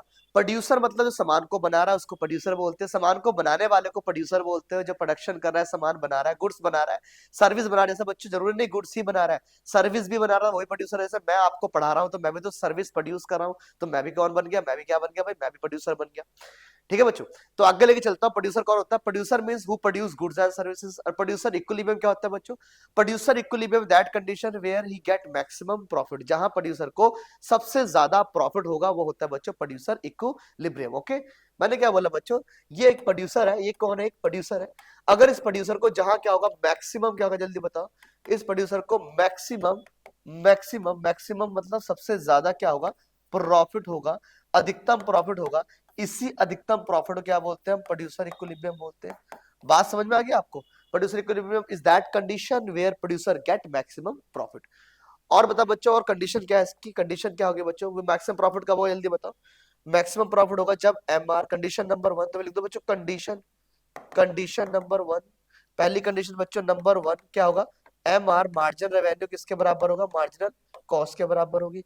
कंडीशन नंबर टू मेरे बच्चों, मार्जिन कॉस्ट कट करती है किसको, मार्जिन रेवेन्यू को, किससे, बिलो द पॉइंट, नीचे से कट करेगी बच्चों, बिलो द पॉइंट नीचे से कट करेगी, ओके। आओ जरा बच्चों, तो डायग्राम कैसे बनेगा, ऐसे बनेगा आपका मार्जिनल कॉस्ट। तो ये लो जरा बोर्ड के ऊपर देखो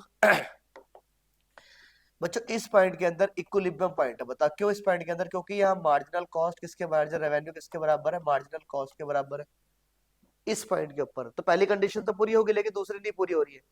दूसरी कंडीशन क्या कर रहा है, मार्जिनल कॉस्ट कट करेगी नीचे से, ये तो ऊपर से कर रही है भाई, कंडीशन पिट गई ना। समझा ना मैं क्या समझाना चाह रहा आपको, मैंने दूसरी कंडीशन क्या रखी, मार्जिनल कॉस्ट कट करेगी इसको, मार्जिनल रेवेन्यू को बिलो द पॉइंट, बिलो मतलब नीचे से, ये तो बच्चों ऊपर से कट कर रही है, इसलिए यहाँ प्रोड्यूसर इक्विलिब्रियम नहीं होगा। सर दूसरी कंडीशन इधर आ जाते हैं, जरा बच्चे बोर्ड पे आओ, ये क्वांटिटी वन लिख लेता हूँ या क्वांटिटी बच्चों लिख लेता हूँ टू। बात समझ गए सर, समझे नहीं अभी, तो मैं कह रहा ये वाला पॉइंट देखो, यहाँ भी तो इक्विलिब्रियम पॉइंट है, जहां मार्जिन रेवेन्यू क्या करेंगे इसके बराबर, मार्जिन कॉस्ट के बराबर है, समझो ना पॉइंट को। और दूसरी कंडीशन क्या है, पहली कंडीशन तो पूरी होगी भाई, पहली कंडीशन तो पूरी होगी, मार्जिन कॉस्ट किसके बराबर है, मार्जिन रेवेन्यू के बराबर है लेकिन दूसरी कंडीशन क्या है, मार्जिन कॉस्ट कट करेगी बिलो द पॉइंट, तो ले बच्चों मार्जिन कॉस्ट देखो बिलो द पॉइंट, नीचे से कट कर रही है, नीचे से कट कर रही है। तो यही क्या होता है बच्चों, कंज्यूमर प्रोड्यूसर इक्विलिब्रियम, क्या होते हैं यहाँ पे, प्रोड्यूसर इक्विलिब्रियम, जहां एम आर एम सी के बराबर है और मार्जिन कॉस्ट कट करेगी इसको, मार्जिन रेवेन्यू को बिलो द पॉइंट। बात समझ गए, नीचे से कट करेगी, ओके। ये तो बच्चों रट्टा हो गया, क्या आपने याद कर लिया, ठीक है जी, मार्जिन कॉस्ट मार्जिन रेवेन्यू के बराबर हो गया। लॉजिक क्या है इसका, लॉजिक देखो बच्चों लॉजिक ये है, ये मेरी रेवेन्यू है, रेवेन्यू मतलब आपकी सेल है, और बच्चों ये आपकी क्या है, सारी की सारी ये आपकी कॉस्ट है, ये लाइन क्या है आपकी कॉस्ट है। तो जल्दी बताओ, ये जो हमारे पास होगा, ये नीचे वाला सारा क्या है, ये प्रॉफिट है बच्चों, ये क्या है सारा का सारा प्रॉफिट है। अगर बच्चों मैं इस वाले पॉइंट पे आता हूँ, यहाँ पे यहाँ क्वांटिटी बननी, यहाँ कोई मैंने क्वांटिटी बनाई, तो इसको 2 कर लो, इसको 3 कर लो। अब मैं बोल रहा हूँ यहाँ मैंने क्वांटिटी नंबर 1 बनाई है, जल्दी बताओ, अगर मैं इस पॉइंट से ऊपर जाऊंगा, ऊपर जाऊंगा, ऊपर जाऊंगा, जाऊंगा जाऊंगा जाऊंगा, तो बताओ इस पॉइंट पे क्या बच्चों आपकी मार्जिनल मार्जिनल रेवेन्यू कम है और कॉस्ट आपकी ज्यादा है, कॉस्ट क्या है आपकी ज्यादा है। तो ये मेरे बच्चों यहाँ तो क्या हो रहा है, आपको लॉस हो रहा है ना। लेकिन फिर मैंने अगली यूनिट फिर बनाई बच्चों, तो जब मैंने अगली यूनिट बनाया तो मैं देखा देखा देखा देखा देखा देखा, बताओ क्या देखा कि मार्जिनल रेवेन्यू किसके बराबर होगी, मार्जिनल कॉस्ट के बराबर होगी, ठीक है ना। तो यहाँ कोई प्रॉफिट, यहाँ कोई लॉस नहीं हो रहा है, ठीक है ना। तो पहले तो बच्चों प्रोड्यूसर हमेशा अपनी फिक्स कॉस्ट को रिकवर करता है। फिक्स कॉस्ट क्या होते हैं भाई, जो प्रोडक्शन से लेना देना नहीं है। जैसे बच्चों फैक्ट्री का रेंट एक फिक्स कॉस्ट है, चाहे मशीन चले चाहे मशीन ना चले, तो रेंट तो देना पड़ेगा। तो पहले प्रोड्यूसर इतना सामान तो बनाएगा बनाएगा ना, ताकि फैक्ट्री का रेंट तो निकल जाए साहब। बात समझ गए? तो कम से कम इतना तो वो क्या करेगा बच्चों, इतना तो वो प्रोडक्शन करेगा। तो लो इतनी प्रोडक्शन यहाँ पे हो, अब उसके बच्चों क्या हो गया, उसका फिक्स कॉस्ट रिकवर हो गया ना। अभी आगे चलते, आगे हो गया जब चलेंगे हम, तो आगे चलते बच्चों। अब बताओ जल्दी से, अब उसकी मार्जिन कॉस्ट गिरनी स्टार्ट हो गई। तो ये मार्जिन रेवेन्यू ये सारा का सारा ऊपर है उसका, तो रेवेन्यू ऊपर है और कॉस्ट नीचे है, तो बच्चों बीच का बताओ जल्दी क्या है, प्रॉफिट है। बीच क्या है, प्रॉफिट है। वो यहाँ भी सामान बनाएगा, यहाँ भी बनाएगा, यहाँ बनाएगा, यहाँ बना प्रोडक्शन करेगा करेगा करेगा। बताओ कहाँ का रुक जाएगा बच्चों, यहाँ का रुक जाएगा। बताओ यहाँ के क्यों रुक, जल्दी बताओ। क्योंकि बच्चों यहाँ पे क्या होगी, उसकी मार्जिन कॉस्ट बढ़नी स्टार्ट होगी, रेवेन्यू कम होगी, उसकी रेवेन्यू क्या होगी, उसकी कम होगी। तो यही आके वो स्टॉप कर देगा, वो बोला स्टॉप स्टॉप स्टॉप, रुको रुको रुको रुको। बताओ क्यों रुको, क्योंकि साहब यहाँ लॉस आना स्टार्ट हो गया, और हमने कंडीशन क्या पढ़ी, जल्दी बताओ। Producer equilibrium, that condition where producer get maximum profit. तो मेरे बच्चों मैक्सिमम प्रॉफिट तो यहीं पे हो रहा है ना, इसको इधर हो रहा है। अब जहां उसको लॉस होना स्टार्ट हो जाएगा वहां पे वो रुक जाएगा। लॉजिक समझ में, मैंने क्या समझाया आपको? हाँ रटा ठीक है बच्चों, ये तो रटने के लिए ठीक है, एम आर एमसी के बराबर होगा, एमसी कट करेगी बिलो द पॉइंट। लेकिन लॉजिक भी समझना जरूरी है ना आपको, लॉजिक भी तो मैं आपको साथ साथ बताऊंगा ना। ठीक है ना बच्चों? आओ मैं आपकी बुक से भी आपको रीड कराता हूँ जरा। ये तो मैंने डायग्राम के थ्रू आपको समझा दिया, आओ आपकी बुक से रीड कराता हूँ मैं। ओके जी सर, हमारी बुक से रीड करा दीजिए। बोर्ड पे देखो जरा, condition of producer equilibrium. Producer strike his equilibrium when the following condition are satisfied and maximize his profit। लो बच्चों, प्रोड्यूसर इक्विलिब्रियम कब होगा, जब उसको सबसे ज्यादा क्या होगा, प्रॉफिट होगा। ओके, और कुछ कंडीशन फॉलो करनी पड़ेगी। एम आर किसके बराबर, एमसी के बराबर, मार्जिनल रेवेन्यू मार्जिनल कॉस्ट के बराबर होगी, और marginal cost should rise when M R MC के बराबर होगा। इसका मतलब दूसरा पॉइंट मैंने सरल भाषा बता दिया था। बताओ क्या बताया था आपको, मार्जिनल कॉस्ट कट करेगी मार्जिनल रेवेन्यू को बिलो द पॉइंट, और उसके बाद राइज होना स्टार्ट हो जाएगी। ओके, तो मैंने आपको ये सरल भाषा बताया था इसी पॉइंट को। और एवरेज रेवेन्यू बच्चों, जब बताओ अगर आपकी एवरेज रेवेन्यू आपकी एवरेज वेरिएबल कॉस्ट से ज्यादा होगी या इक्वल टू होगी, तभी तो बच्चों कंज्यूमर इक्विलिब्रियम होगा। सर जैसे एग्जांपल मैंने बोला 10 रुपए का प्राइस है, और बच्चों मैं 10 रुपए बेच रहा हूँ, और मेरी कॉस्ट 8 रुपए है। भाई कॉस्ट 8 रुपए का समझ में आ रहा है आपको, 8 रुपए आपकी लागत है और 10 रुपए आप बेच रहे हो। जल्दी बताओ तो कितना प्रॉफिट आपका, 2 का आपका प्रॉफिट। तो जहां प्रोड्यूसर को प्रॉफिट होगा बच्चों, वही तो क्या होता है, कंज्यूमर प्रोड्यूसर इक्विलिब्रियम होता है। ओके, बात समझे आप मेरी? लो भाई, तो ये कंडीशन याद करना, एम आर एमसी के बराबर, मार्जिन कॉस्ट कट करेगी मार्जिन रेवेन्यू को बिलो द पॉइंट से, एवरेज रेवेन्यू हमेशा प्राइस किससे ज्यादा होगा बच्चों, वेरिएबल कॉस्ट से ज्यादा होगा। जैसे बच्चों ऐसे याद रखो आप, प्राइस का मतलब एक कॉमोडिटी का प्राइस।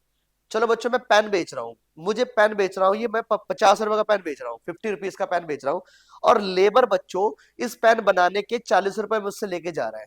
अब बच्चों लेबर की कॉस्ट होती है वेरिएबल कॉस्ट, कौन सी कॉस्ट होती है जल्दी बताओ, वेरिएबल कॉस्ट। और मैं पेन कितना बेच रहा हूँ, मैं पेन बेच रहा हूँ 50 रुपए का। ओके, अब 50 का पेन बेच रहा हूँ, उसको बोलते हैं एवरेज प्राइस। क्या बोलते हैं, एवरेज प्राइस बोल रहे, एवरेज रेवेन्यू बोल लो। ठीक है ना? और लेबर कितने लेके जा रहे हैं जल्दी बताओ, 50 रुपए लेके जा रहा हूँ, 40 रुपए लेके जा रहा हूँ मुझसे, मैं कितने बेच रहा हूँ, 50 पे। जल्दी बताओ, तो 50 ज्यादा है किससे, एवरेज वेरिएबल कॉस्ट से। एवरेज वेरिएबल कॉस्ट कितनी है आपकी, 40 है। तो यहाँ मुझे 10 रुपए क्या हो रहा है, प्रॉफिट हो रहा है। बच्चों बार बार यही तो समझा रहा हूँ मैं आपको, ये तो गली का बच्चा बता देगा पकड़ के, भाई अगर 40 की चीज 50 में बिक रही है तो 10 रुपए का मुनाफा हो गया। बात समझ गए? हाँ सर। अब ज्यादा मैं आगे बता रहा हूँ आपको, मैं आगे चल के लेके चलता हूँ आपको। इसमें देखो बच्चों, आप क्या करना, मार्जिन रेवेन्यू क्या रखना, फिक्स रखना। मार्जिन रेवेन्यू फिक्स क्यों रखना, क्योंकि आपको मैंने बताया था परफेक्ट कंपटीशन मार्केट है बच्चों, परफेक्ट कंपटीशन मार्केट के अंदर ए आर एम आर के बराबर होता है। मैं आपको इसको लॉजिकली मैं इसको प्रूव भी करूंगा ऐसा क्यों होता है। ओके ठीक है तो ये लो, तो 12 12 12 12 12 12 12 12, यह भी 12। ओके, तो जल्दी बताओ बच्चों, प्रोड्यूसर इक्विलिब्रियम कहां पे होगा? सर यहाँ पे हो सकता था, लेकिन यह एम आर एमसी के बराबर है। यहाँ हो सकता था, लेकिन यहाँ क्यों नहीं हो, जल्दी बताओ। क्योंकि यहाँ पे सर एम आर जो एमसी जो एम आर को काट रही है बच्चों, वो ऊपर से काट रही है ना कि बिलो से। ठीक है ना, ऊपर से काट रही हो। ठीक है ना, तो यहाँ कंडीशन मेरी पूरी सेटिस्फाई नहीं हुई थी। दूसरी कंडीशन मेरी यहाँ थी, भाई एम आर एमसी के बराबर है, और यहाँ बच्चे मैंने आपको डायग्राम बनाया था, यहाँ बिलो बिलो से काट रही थी एमसी, तो यहाँ मेरा क्या होता है जल्दी बताओ, प्रोड्यूसर इक्विलिब्रियम होगा। यहाँ जल्दी बताओ क्या होगा आपका, एम आर किसके बराबर होगा, एमसी के बराबर होगा।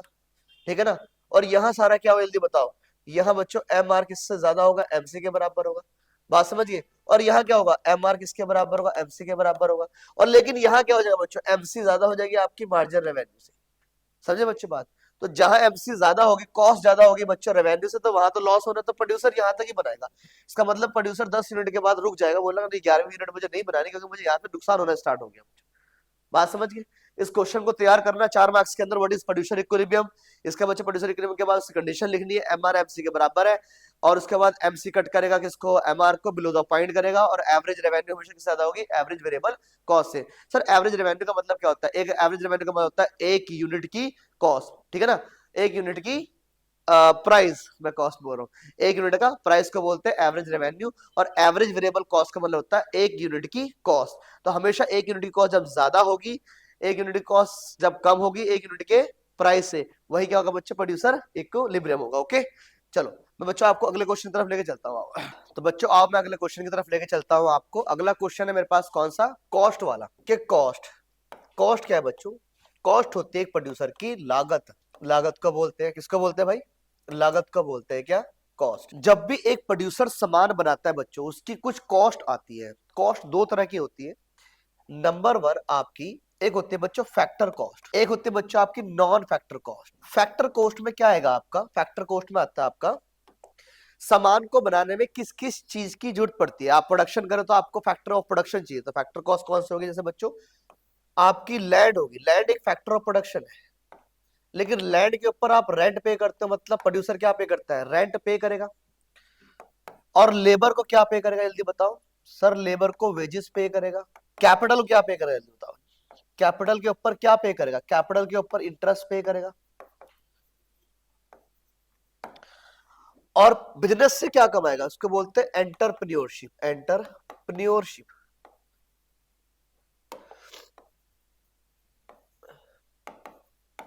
एंटरप्रेन्योरशिप के ऊपर प्रॉफिट कमाएगा। नॉन फैक्टर प्रोडक्शन के अंदर क्या आता है बच्चों, इसके अंदर आता है आपका रॉ मटेरियल, रॉ मटेरियल। जल्दी बता बच्चों, प्रोड्यूसर को क्या क्या खर्चा आएगा। सबसे पहले आप ऐसे रखो, फैक्टर ऑफ प्रोडक्शन कौन से होते हैं, फैक्टर ऑफ प्रोडक्शन है लैंड, लेबर, कैपिटल और एंटरप्रेन्योरशिप मतलब बिजनेस। और नॉन फैक्टर क्या होता है आपका रॉ मटेरियल। जब भी प्रोड्यूसर सामान बनाएगा तो बताओ क्या करेगा, जो जमीन उसने किराए पे ले रखी होगी उसके ऊपर रेंट पे करेगा, तो उसका खर्चा हो गया, मतलब उसका कॉस्ट है। लेबर के ऊपर क्या, लेबर क्या देगा बच्चों, वेजेस पे करेगा, लेबर को वेजेस पे करेगा। कैपिटल के ऊपर इंटरेस्ट पे करेगा।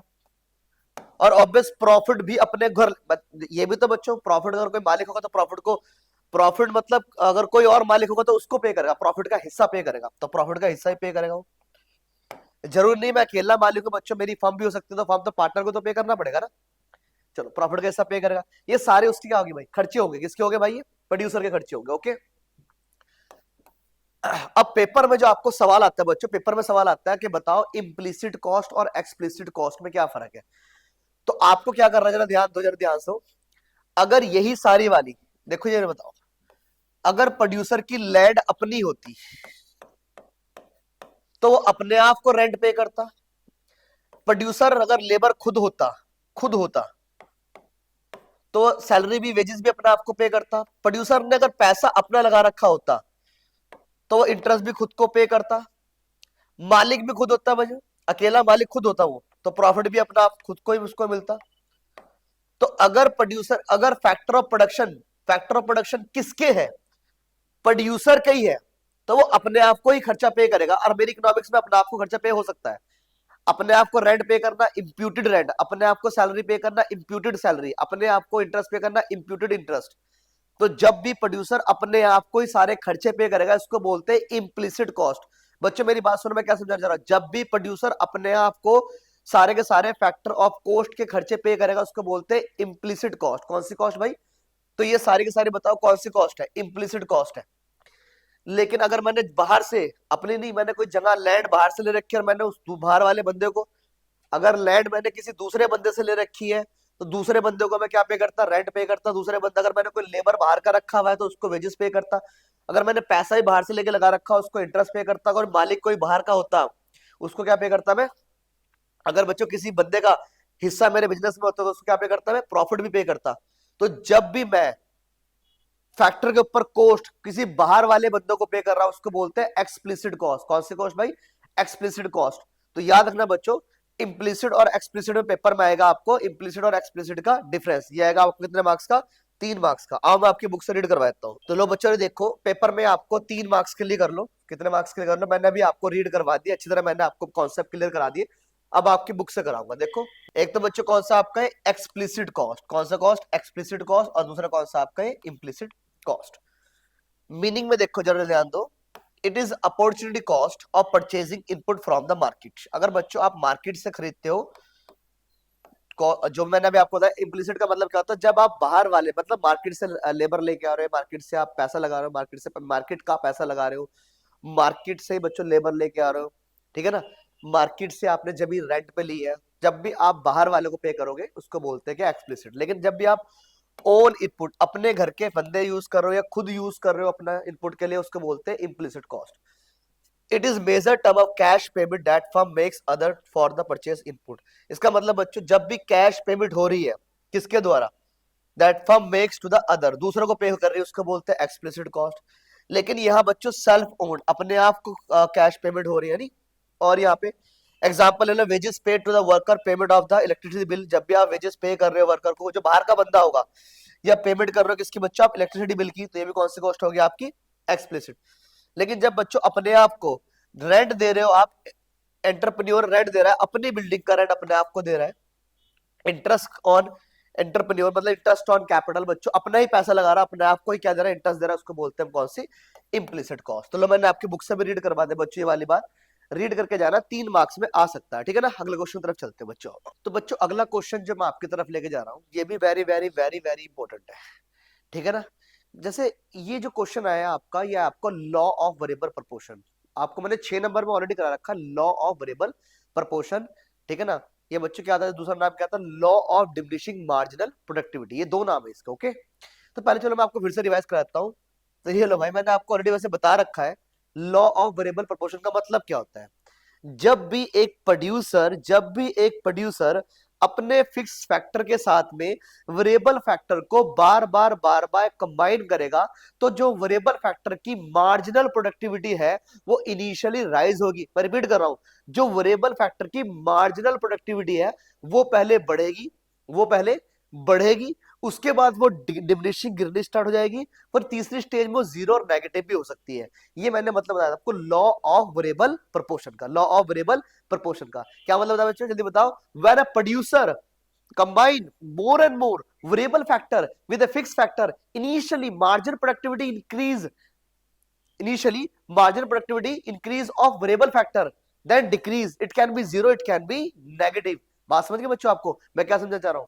तो मैंने क्या बोला? पहले बढ़ेगी, फिर गिरेगी, फिर क्या होगा? जीरो होगा, और फिर क्या होगा? नेगेटिव होगा। आपको पता है एग्जामिनर इसी के ऊपर सवाल पूछ रहा है, वो कह रहा है बताओ पहले बढ़ेगी क्यों, वो कह रहा बताओ पहले बढ़ेगी क्यों मार्जिनल प्रोडक्टिविटी, फिर कह रहा बताओ फिर गिरेगी क्यों, फिर कह रहा जीरो क्यों होगी, फिर नेगेटिव क्यों होगी।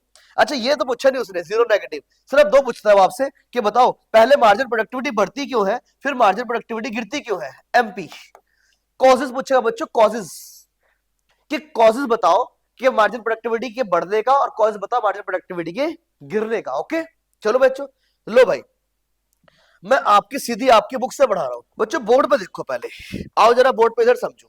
मैं कह रहा बच्चों मेरे पास क्या है, एक मेरे पास जमीन का टुकड़ा है, ये मेरे पास एक लैंड है, तो लैंड एक फिक्स फैक्टर मान लो। लैंड क्या मान लो? एक फिक्स फैक्टर। समझे आप बात को? ये फिक्स फैक्टर हो गया है नहीं? तो इस लैंड के ऊपर रिक्वायर्ड लेबर कितने हैं साहब? 2 है। कितने हैं साहब? लेकिन कर कितने काम रहे? लेबर सिर्फ एक ही काम कर रहा है। ओके तो ये बताओ रिक्वायर्ड तो 2 लेबर है ना, लेकिन काम कितने लेबर कर रहे हैं? काम तो सिर्फ एक ही लेबर कर रहा है। तो मैं शुरू में एक लेबर को और ले आता हूं, इसका मतलब मैंने फिक्स फैक्टर के साथ में वेरिएबल फैक्टर एक और लेके आ गया, इसीलिए मेरे बच्चों शुरू में तो प्रोडक्शन बढ़ेगी। समझ गए? तो पहला पार्ट भी क्या रहा? Fuller utilization of fix factor. अभी आपका फिक्स फैक्टर यहां पे पहली स्टेज में अंडर यूटिलाइज था, इसीलिए आपकी मार्जिन प्रोडक्टिविटी बच्चों कम थी। तो जैसे ही आप एक लेबर और लेके आते हो, तो आप अपने फिक्स फैक्टर को फुल्ली यूटिलाइज करते हो, और फुल्ली जब वो यूटिलाइज होने लगेगा मेरे बच्चों, तो शुरू शुरू में इंक्रीजिंग रिटर्न आनी स्टार्ट हो जाएगी। बिकॉज ऑफ दैट बच्चों मेरा फिक्स फैक्टर अभी अंडर यूटिलाइज था, मतलब रिक्वायर्ड तो 2 लेबर थे लेकिन एक ही काम कर रहा था, तो मैं एक और को और लेके आऊंगा। तो बच्चों पेपर में लिख के आना, fuller utilization of fix factor को यूज करने के लिए हम एक लेबर और लेके आते हैं, ठीक है बच्चों। और इससे क्या होगा भाई, दूसरा पॉइंट वो क्या कह रहा है, division of labour increase efficiency. अब बच्चों जब 2 लेबर मिलके काम करेंगे, जब जल्दी बताओ, जब 2 लेबर मिलके काम करेंगे इससे काम को डिवाइड कर दिया जाएगा। ए आपने क्या काम करना है और बी आपने क्या काम करना है, ये पहले ही बता दिया जाएगा। इससे क्या होगी बच्चों, इनकी एफिशिएंसी बढ़ जाएगी, एफिशिएंसी बढ़ जाएगी, काम करने की क्षमता बढ़ जाएगी साहब, ठीक है ना। तो दूसरा पॉइंट कह रहा है division of labour and increase efficiency, बच्चों काम करने की एफिशिएंसी बढ़ जाएगी। तो मैं आपको 2 पॉइंट बताए, पहले आपने फिक्स फैक्टर को फुल यूटिलाइज करते हो इसलिए बढ़ती है, और दूसरा बच्चों डिवीजन ऑफ वर्क की वजह से, है नहीं, हमने इसको बोल दिया भाई आपको क्या करना है, आपको चलो बच्चों जैसे आप घर में नहीं है, ये लो भाई ये ए और ये बी है, ठीक है ना। तो एक घर में 2 बहू है, ठीक है ना, तो एक बहू आटा गूंद रही है नहीं, और आटा गूंद, और दूसरी बहू क्या कर रही है भाई, रोटी बना रही है। क्या इससे काम जल्दी नहीं होगा, इससे काम जल्दी, क्योंकि डिवीजन ऑफ वर्क हो गया, एक रोटी गूंद रही, एक आटा गूंद रहे, एक रोटी बना रहे। ऐसे ही फैक्ट्री में कर रहा है बच्चों, आपको काम को बांट दे लेबर में, तो एक बच्चा रॉ मटेरियल तैयार कर रहा है और दूसरा उसको क्या कर रहा है, फिनिश गुड्स में कन्वर्ट कर रहा है, ठीक है ना। अब जैसे समझ में आ गई होगी आपको, ओके, बात समझे, हाँ बात समझ में आ गई बच्चों आपको। और तीसरा बच्चों, इन दोनों के बीच में लड़ाई नहीं होनी चाहिए भाई, लड़ाई होकर रोटी जल जाएगी फिर, ठीक है ना। इन दोनों के बीच में क्या होना चाहिए, बेटर कोऑर्डिनेशन होना बहुत जरूरी है। बेटर क्या होना जरूरी है, कोऑर्डिनेशन होना जरूरी है। क्या फायदा भाई एक दूसरे के चिमटे फेंक दे फिर, ये समझ गए।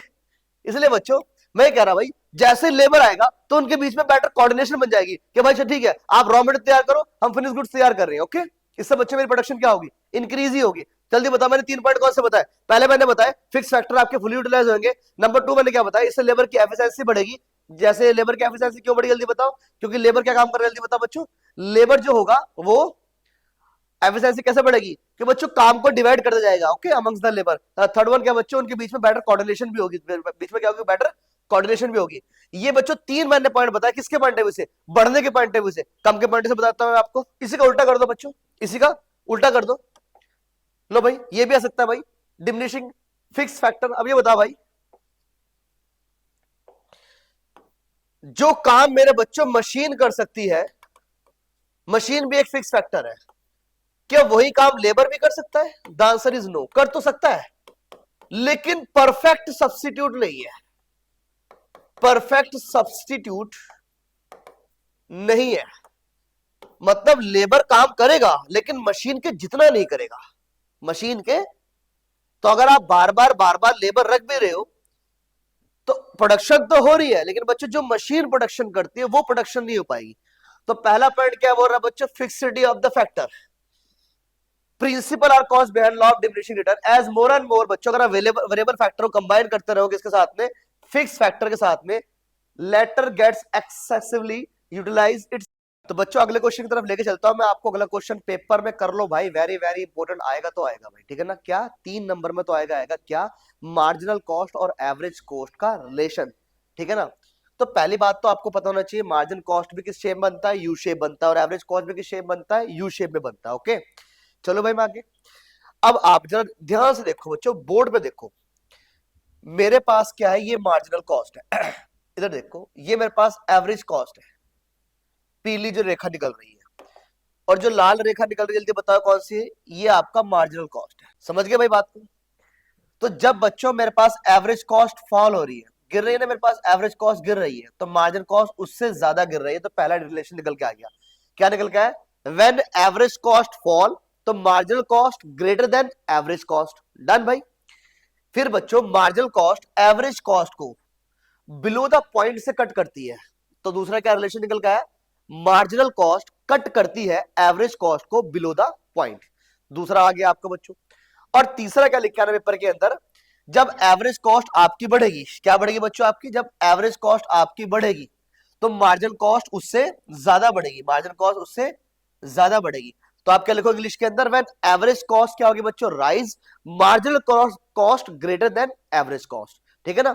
तो क्या तीन रिलेशन बताया मैंने, when AC fall MC greater than AC and MC cut AC below the point, और third one is that when average cost increase margin cost greater than average cost. Okay ठीक है बच्चों, तीन रिलेशन लिख के आना और बच्चों डायग्राम जरूर बना के आना, 3 नंबर में अच्छा इंपैक्ट पड़ता है एग्जामिनर के ऊपर। ओके तो अगर आपको आगे रिलेशनशिप बताओ ए आर का एसी और एमसी का, तो देन आप बच्चों क्या बनाओगे, दोनों की मीनिंग जरूर लिख देना बच्चों।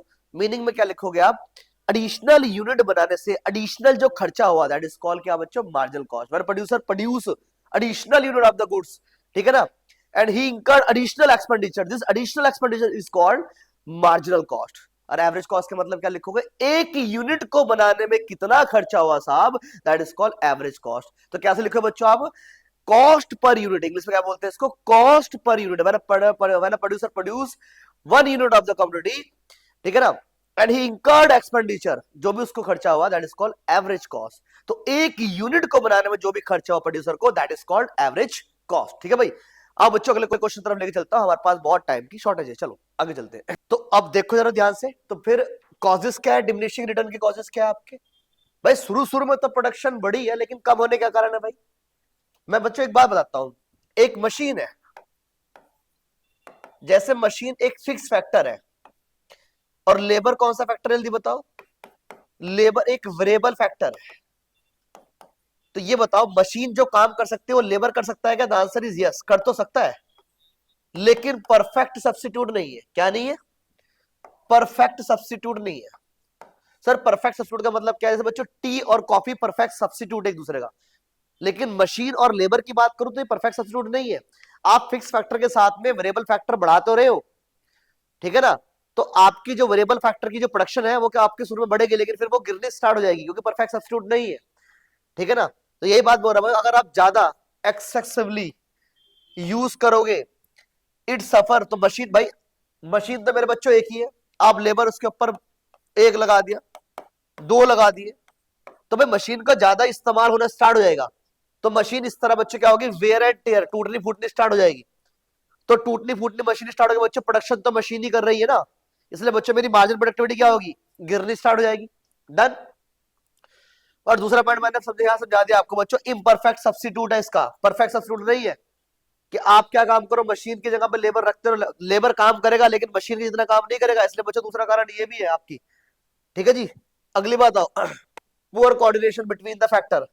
कई बार बच्चों क्या होता है, जब डिफरेंट डिफरेंट मेरे पास लेबर आते हैं, इन दोनों का एटीट्यूड अलग अलग होता है, इन दोनों की थिंकिंग अलग अलग हो सकती है, इन तीनों का बच्चों बैकग्राउंड, चारों का बैकग्राउंड भी अलग अलग हो सकता है, इसलिए इनके बीच में लड़ाई झगड़े के चांसेस ज्यादा हो सकते हैं, तो इनके बीच में बेटर कोऑर्डिनेशन भी नहीं हो सकती।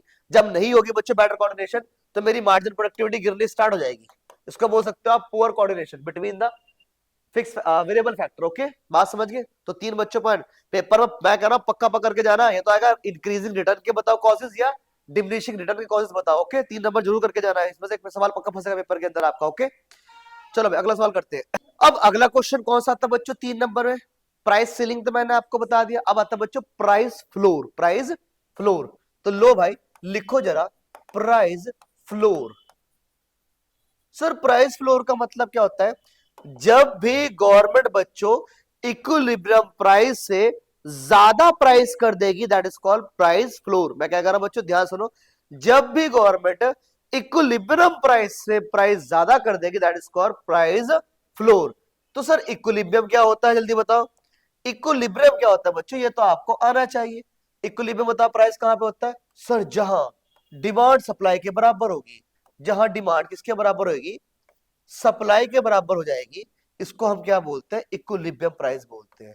ठीक है ना, अब गवर्नमेंट बच्चों क्या काम करती है, इक्विलिब्रियम प्राइस से ऊपर का सामान बेचती है, नहीं तो गवर्नमेंट बोलती है ये सपोज करो 10 रुपए था प्राइस हमारे पास, तो गवर्नमेंट बच्चे क्या करती है, प्राइस को बढ़ा देती है, जब बढ़ा देती है तो इससे क्या होगा बच्चों, प्राइस क्या हो गया, पी से 10 से पी 12 हो गया, तो इससे क्या हुआ, मार्केट में डिमांड कम होगी और सप्लाई बढ़ गई। ठीक है ना, कई बार प्रोड्यूसर का सामान बिकता नहीं बच्चों, सब या प्रोड्यूसर सामान बेचना नहीं चाह रहा अपना, क्यों नहीं बेचना चाह रहा, उसका प्रॉफिट मार्जिन बहुत कम है, तो गवर्नमेंट यहां भी अपना रोल बहुत ज्यादा प्ले करते हैं, गवर्नमेंट प्राइस थोड़ा सा बढ़ा देती है, जिससे क्या होगा बच्चों, सप्लाई बढ़ जाएगी, क्या बढ़ जाएगी, सप्लाई बढ़ जाएगी। इसको क्या बोलते हैं? Price floor. तो पेपर में पहले मीनिंग लिख के आओगे। प्राइस फ्लोर का मतलब क्या होता है बच्चों? व्हेन गवर्नमेंट फिक्स करती है प्राइस, व्हेन गवर्नमेंट क्या करती है बच्चों? फिक्स करती है price, then its equilibrium price, किसके इक्विलिब्रियम प्राइस से अबव कर देती है प्राइस को, क्या बोलते हैं? Price floor. ओके, ये डायग्राम बना के आना बच्चों, आपको पूरे मोटे नंबर मिल जाएंगे। अब बस यहाँ लिखेंगे हम क्वांटिटी, या क्या लिखेंगे बच्चों जल्दी बताओ? वाई एक्सिस 0 और एक्स एक्सिस, और ये क्या मेरे बच्चों यहाँ पे होगा आपका प्राइस। ये जरूर करके आना। ओके, ये भी 3 नंबर में करके जाना। ओके, चलो अगले क्वेश्चन चलते हैं। तो बच्चों अगला क्वेश्चन की तरफ मैं आपको लेके चलता हूं। अगला क्वेश्चन हमारे पास पक्का पक्का पक्का आ सकता है, माइक्रो और मैक्रो का डिफरेंस। तो माइक्रो क्या होती है बच्चों? माइक्रो इकोनॉमिक्स इकोनॉमिक प्रॉब्लम को डील करती है एज ए इंडिविजुअल लेवल पे, उसको बोलते हैं माइक्रो। माइक्रो का मतलब होता है छोटा, माइक्रो मतलब स्मॉल, मैक्रो मतलब बड़ा। तो जब मैंने स्मॉल बोल दिया बच्चों, माइक्रो का मतलब स्मॉल हो गया, तो मतलब माइक्रो इकोनॉमिक्स इकोनॉमिक प्रॉब्लम को सॉल्व कर रही है। तब इकोनॉमिक प्रॉब्लम क्या है साहब? मतलब इकोनॉमिक प्रॉब्लम क्या हो सकती है? तो हो सकती है बच्चों इकोनॉमिक प्रॉब्लम कंजप्शन, यही प्रॉब्लम है, या और दूसरी प्रोडक्शन, कि भाई एक कंज्यूमर को कितना कंजप्शन करनी चाहिए, एक प्रोड्यूसर को कितना सामान बनाना चाहिए। ये क्या है? इकोनॉमिक प्रॉब्लम है, कंजप्शन, प्रोडक्शन, इन्वेस्टमेंट। तो माइक्रो इकोनॉमिक्स छोटे लेवल पे बच्चों, जैसे एक बंदे को क्या प्रॉब्लम है, एक कस्टमर को क्या प्रॉब्लम है, एक प्रोड्यूसर को क्या प्रॉब्लम है, एक फर्म को क्या प्रॉब्लम, उनकी प्रॉब्लम का सोल्यूशन कौन दे रहा है भाई? उनकी प्रॉब्लम का सोल्यूशन दे रहा है, जल्दी बताओ कौन? Micro economics. कौन दे रहा है भाई? Micro economics. ओके, आओ जरा देखते हैं। तो लो बच्चों, पढ़ दो, मीनिंग पढ़ दो बच्चों, जरा ध्यान दो। माइक्रो इकोनॉमिक्स स्टडी करती है इकोनॉमिक रिलेशनशिप या इकोनॉमिक प्रॉब्लम को रिलेशन करती है, किस लेवल पे? At an individual level, individual firm, individual household. एक बंदे की बात करी, लेकिन माइक्रो इकोनॉमिक्स बच्चों किसके ऊपर डील करती है? माइक्रो इकोनॉमिक्स भी भाई आपको इकोनॉमिक प्रॉब्लम को सॉल्व करते हैं, लेकिन पूरी इकोनॉमिक में क्या प्रॉब्लम है, तो आप लिखोगे एज ए होल, पूरी इकोनॉमिक में क्या प्रॉब्लम है, पूरी इकोनॉमिक में कितनी प्रोडक्शन होनी चाहिए, पूरी इकोनॉमिक्स में कितनी आपकी कंजप्शन होनी चाहिए, कितनी डिमांड होनी चाहिए, कितनी सप्लाई होनी चाहिए। ये कौन करता है बच्चों? ये करते हैं, जल्दी बताओ। मैक्रो इकोनॉमिक्स इस प्रॉब्लम को सॉल्व करती है। ओके, सेंट्रल इशू क्या बच्चों यहाँ पे इशू क्या होता है? Micro economic basically concern derivation output and price. देखो बच्चों, माइक्रो इकोनॉमिक्स देखते हैं भाई कितना सामान बनाना चाहिए एक इंडस्ट्री को, और उसका प्राइस क्या होना चाहिए, ये मैक्रो। लेकिन मैक्रो क्या देखती है? एग्रीगेट को देखती है, एग्रीगेट टोटल आउटपुट कितना, एग्रीगेट मतलब होता है बच्चों टोटल, टोटल आउटपुट कितना होना चाहिए इकोनॉमिक के अंदर, और इसका एक जनरल प्राइस क्या होना चाहिए। जनरल का मतलब पूरे मार्केट में एक प्राइस क्या होना चाहिए। ओके, अजम्पशन छोड़ दो बच्चों। यहाँ पे सेंटर रोल देखो, यहाँ बच्चों गवर्नमेंट का रोल होता है, यहाँ पे मैक्रो के अंदर गवर्नमेंट अपना रोल प्ले करती है, लेकिन इसके अंदर गवर्नमेंट का रोल नहीं होता बच्चों, यहाँ डिमांड सप्लाई लगती है। माइक्रो का ये इतना सा पॉइंट बहुत है बच्चों, सेंटर रोल, यहाँ सेंटर, माइक्रो में सेंटर रोल नहीं होता है, लेकिन मैक्रो में जब पूरी देश की बात करूंगा, पूरी इकोनॉमिक की बात करूंगा, गवर्नमेंट का रोल होगा, यहाँ पे गवर्नमेंट का रोल नहीं होता। माइक्रो इकोनॉमिक्स को बच्चों हम थ्योरी ऑफ प्राइस बोलते हैं, और इसे क्या बोलते हैं? Theory of income and employment बोलते हैं। ये नाम एमसीक्यूज में सकता है। माइक्रो का दूसरा नाम क्या है? थ्योरी ऑफ प्राइस, और मैक्रो का नाम क्या है? Theory of income and employment. ठीक है जी, तो बच्चों ये वाला क्वेश्चन करके जाना। ओके, अगला क्वेश्चन देखते हैं।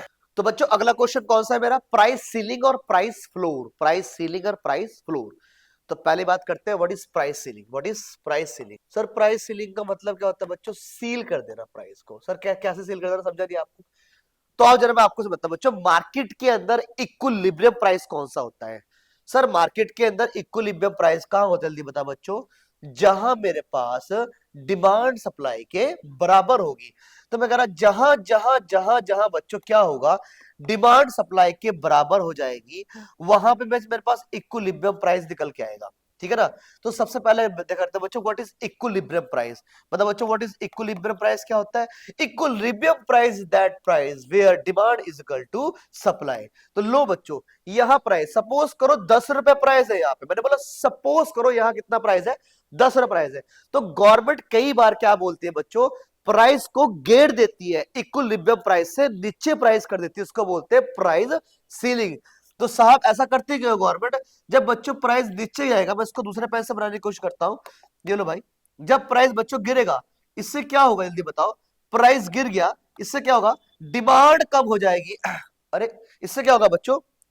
यह सप्लाई था। इससे क्या बच्चों, जब प्राइस गिरता है सप्लाई कम हो जाएगी और डिमांड क्या हो जाएगी? बढ़ जाएगी। गवर्नमेंट का यही मेन मोटिव है, गवर्नमेंट चाहती है कि मार्केट के अंदर डिमांड बढ़े साहब। कई बार किसी कॉमोडिटी की डिमांड बहुत कम हो जाती है, तो गवर्नमेंट क्या बोलती है? इक्विलिब्रियम प्राइस से प्राइस नीचे गिर देती है। इससे क्या होता है? मार्केट के अंदर सप्लाई कम हो जाएगी और डिमांड बढ़ जाएगी, बिकॉज गवर्नमेंट को डिमांड बढ़ानी है। इसको बोलते हैं बच्चों प्राइस सीलिंग। तो मीनिंग क्या लिखोगे, व्हेन गवर्नमेंट फिक्स करती है price then its equilibrium price. जब भी गवर्नमेंट क्या करती है बच्चों, फिक्स करती है प्राइस, किससे, कमोडिटी के इक्विलिब्रियम प्राइस से। इक्विलिब्रियम प्राइस कहां पे देखो यार बच्चों, ई, इससे नीचे का मैंने प्राइस, तो उसको क्या बोलते हैं, प्राइस सीलिंग बोलते हैं। ओके, ये 3 मार्क्स में आएगा। तो पहले बच्चों इसकी मीनिंग लिखोगे, मीनिंग के बाद क्या लिखोगे, इसका ये डायग्राम बनाओगे, डायग्राम को एक्सप्लेन कर दोगे बच्चों, आपको 3/3 नंबर पूरे मिल जाएंगे। इकोनॉमिक्स में साहब क्या करना है आपने, इकोनॉमिक्स में आपने क्या करना है, डायग्राम बनाने, डायग्राम बनाने। ओके मोहब्बत ना करा दो सब्जेक्ट से, तो मेरा नाम बदल देना आप। ओके आओ जरा। तो बच्चों लास्ट क्वेश्चन है आपकी वीडियो का, ठीक है ना। इस क्वेश्चन बच्चों वो जरूर करके जाना, कई बार ये सेम क्वेश्चन आपका आ जाता है पेपर के अंदर, कि पॉजिटिव इकोनॉमिक और नॉर्मेटिव है। हालांकि तो बच्चों है तो तुम्हारी पहली, मतलब ये क्वेश्चन आपकी पहले चैप्टर के क्वेश्चन है, लेकिन सबसे एंड में इसलिए करा रहा हूं मैं आपको, क्योंकि मैंने आपको जो मेन जो ट्रिकी क्वेश्चन थे वो सब मैंने आपको ऑलरेडी करा दिए। तो अगर आपने वो कर लिया, फिर ये तो आपके सामने बच्चा क्वेश्चन है बिल्कुल ही, ठीक है ना, बिल्कुल ही फिक्का क्वेश्चन है भाई आपके सामने। तो बच्चों क्या करना है आपको, 3 मार्क्स के लिए करना पॉजिटिव इकोनॉमिक और नॉर्मेटिव इकोनॉमिक। अब सर पॉजिटिव क्या होती है भाई और नॉर्मेटिव क्या होती है भाई। पॉजिटिव इकोनॉमिक डील करते हैं इकोनॉमिक इशू, सारी इकोनॉमिक इशू पे काम करती है, लेकिन ये काम करते हैं बच्चों पास्ट के ऊपर भी काम करती है, पास्ट में क्या हुआ, प्रेजेंट में क्या है और फ्यूचर में क्या होगा, ये पॉजिटिव इकोनॉमिक इन तीनों चीज में डील करती है। लेकिन नॉर्मेटिव इकोनॉमिक सिर्फ अपना बच्चों ओपिनियन देती है, ऐसा होना चाहिए, वैसा होना चाहिए, ये होना चाहिए, ठीक है ना। अगर किसी को जजमेंट देनी है मैंने, तो मैं क्या सजेशन दूंगा ना कि भाई ऐसा करना चाहिए, वैसा करना चाहिए। तो नॉर्मेटिव इकोनॉमिक वही करते हैं बच्चे, सजेशन देती है सिर्फ ये। नॉर्मेटिव इकोनॉमिक डेट करते हैं व्हाट ओट टू बी, क्या होना चाहिए, शुड टू बी, ये होना चाहिए, वो होना चाहिए, इकोनॉमिक्स में ये चेंज होना चाहिए, प्राइस चेंज होना चाहिए, डिमांड चेंज होना चाहिए, सप्लाई चेंज होनी चाहिए बच्चों। बात समझ रहे, प्रोड्यूसर को ये करना चाहिए, वो करना चाहिए, कंज्यूमर को ये करना चाहिए, ये कौन बता रहा है, नॉर्मेटिव बता रहा है। ओके, लेकिन बच्चों मेरे पास पॉजिटिव इकोनॉमिक क्या होती है, वो सर आपको क्या कहती है, पॉजिटिव इकोनॉमिक वो बताती है क्या हुआ था, क्या हो रहा है और अब क्या होगा इकोनॉमिक के अंदर। ये कौन बता रहा है बच्चों, पॉजिटिव इकोनॉमिक बता रही है। Okay fact and figure are verifiable for truth, ये ट्रूथ पे काम करती है, ठीक है ना भाई। इसके बाद बच्चों normative statement are not verify, यहां वेरीफाई नहीं होता, यहां तो सिर्फ सजेशन हो रही है साहब, वेरीफाई क्या करना। जैसे एग्जांपल मैंने अगर बोला भाई चाइना की पॉपुलेशन इतनी है, तो भाई वेरीफाई करके करा होगा ना मैंने। अब ये वाली इकोनॉमिक्स क्या कह रही है बच्चों, नॉर्मेटिव क्या कह रही है, ये वाली इकोनॉमिक्स बोल रहे हैं कि भाई चाइना की पॉपुलेशन इतनी होनी चाहिए, इंडिया की इतनी होनी चाहिए, तो भी ये कोई, ये तो सिर्फ सजेशन दे रही है ना क्या होना चाहिए, लेकिन ये बता रही है पूरे फैक्ट को, ये होगा, ये हुआ था, ये हो रहा है। ये कौन बता रही है बच्चों, पॉजिटिव बता रही है। और ये क्या दे रही है, सिर्फ जैसे बूढ़े लोग सजेशन देते हैं, ये करना चाहिए, वो करना चाहिए, ये बूढ़े लोग सजेशन दे रहे हैं। ओके, यहां तुम यंग और तुम बताते हो ये होगा, ये हुआ है मेरे साथ में। बात समझ गए ना भाई, ठीक है ना। इसलिए बच्चों यहां जजमेंट में ये काम आती है, जब कोई सजेशन देता है बच्चों, वहां जजमेंट में उसका काम देखते हैं कि हाँ जजमेंट, जब भी मुझे कोई किसी चीज को जज करना हो, तो मैं क्या देखता हूं, सजेशन देखता हूं कि कौन से बंदे क्या बोल रहे हैं। तो नॉर्मेटिव इकोनॉमिक की सजेशन सही, हम क्या करते हैं, judgement involve, normative economic involve करते हैं वैल्यू ऑफ जजमेंट। बात समझ गए, लेकिन यहाँ कोई जजमेंट की बात नहीं, यहाँ तो फैक्टर फिगर में बात होगी, सिर्फ आंसर निकाल रहे। ओके, बात समझ गए बच्चों। अब उसने बोला भाई, मैंने बोला चाइना की पॉपुलेशन ज्यादा है इंडिया से, ये सही भी हो सकता है, गलत भी हो सकता है। तो मैंने क्या बोला भाई, पॉजिटिव इकोनॉमिक सही भी हो सकती है और गलत भी हो सकती है, क्योंकि आप सीधा आंसर बता रहे हो साहब, वेरीफाई नहीं कर रहे। लेकिन नॉर्मेटिव गलत नहीं हो सकती भाई, क्योंकि सजेशन दे रही है, क्या दे रही है भाई, सिर्फ सजेशन आ रही है। ओके, तो इसके अंदर बच्चों आप ये भी कर लेना। ओके, 3 मार्क्स में करके जाना बच्चों। होप सो बच्चों आपको मेरी वीडियो पसंद आई होगी। ओके, हम आपके लिए वीडियो बनाते हैं बच्चों, इससे हमारा क्या बढ़ता है, जल्दी बताओ कैमरा में, इससे बच्चों हमारा कॉन्फिडेंस और बढ़ता है, आप हमारी वीडियो देख रहे हो। ओके, तो प्लीज अपने दोस्तों के साथ में शेयर जरूर करना बच्चों इस वीडियो को, आप भी पढ़ो, अपने फ्रेंड को ही पढ़ाओ। मेरी वीडियो ये करके जाओ बच्चों, एक 6 नंबर वाली, एक 3 नंबर वाली, मैं आपको लिख के दूंगा, 100% आप बच्चों माइक्रो इकोनॉमिक्स में तो निकल जाओगे। ओके, अब अगली वीडियो जो लेके आऊंगा आपके, मैं स्टैट्स की वीडियो लेके आऊंगा। स्टैट्स के अंदर बच्चों मैं आपको पढ़ाऊंगा, इसके अंदर न्यूमेरिकल कराऊंगा। ओके, चैनल को सब्सक्राइब करना मत भूलना बच्चों। Okay, bye bye.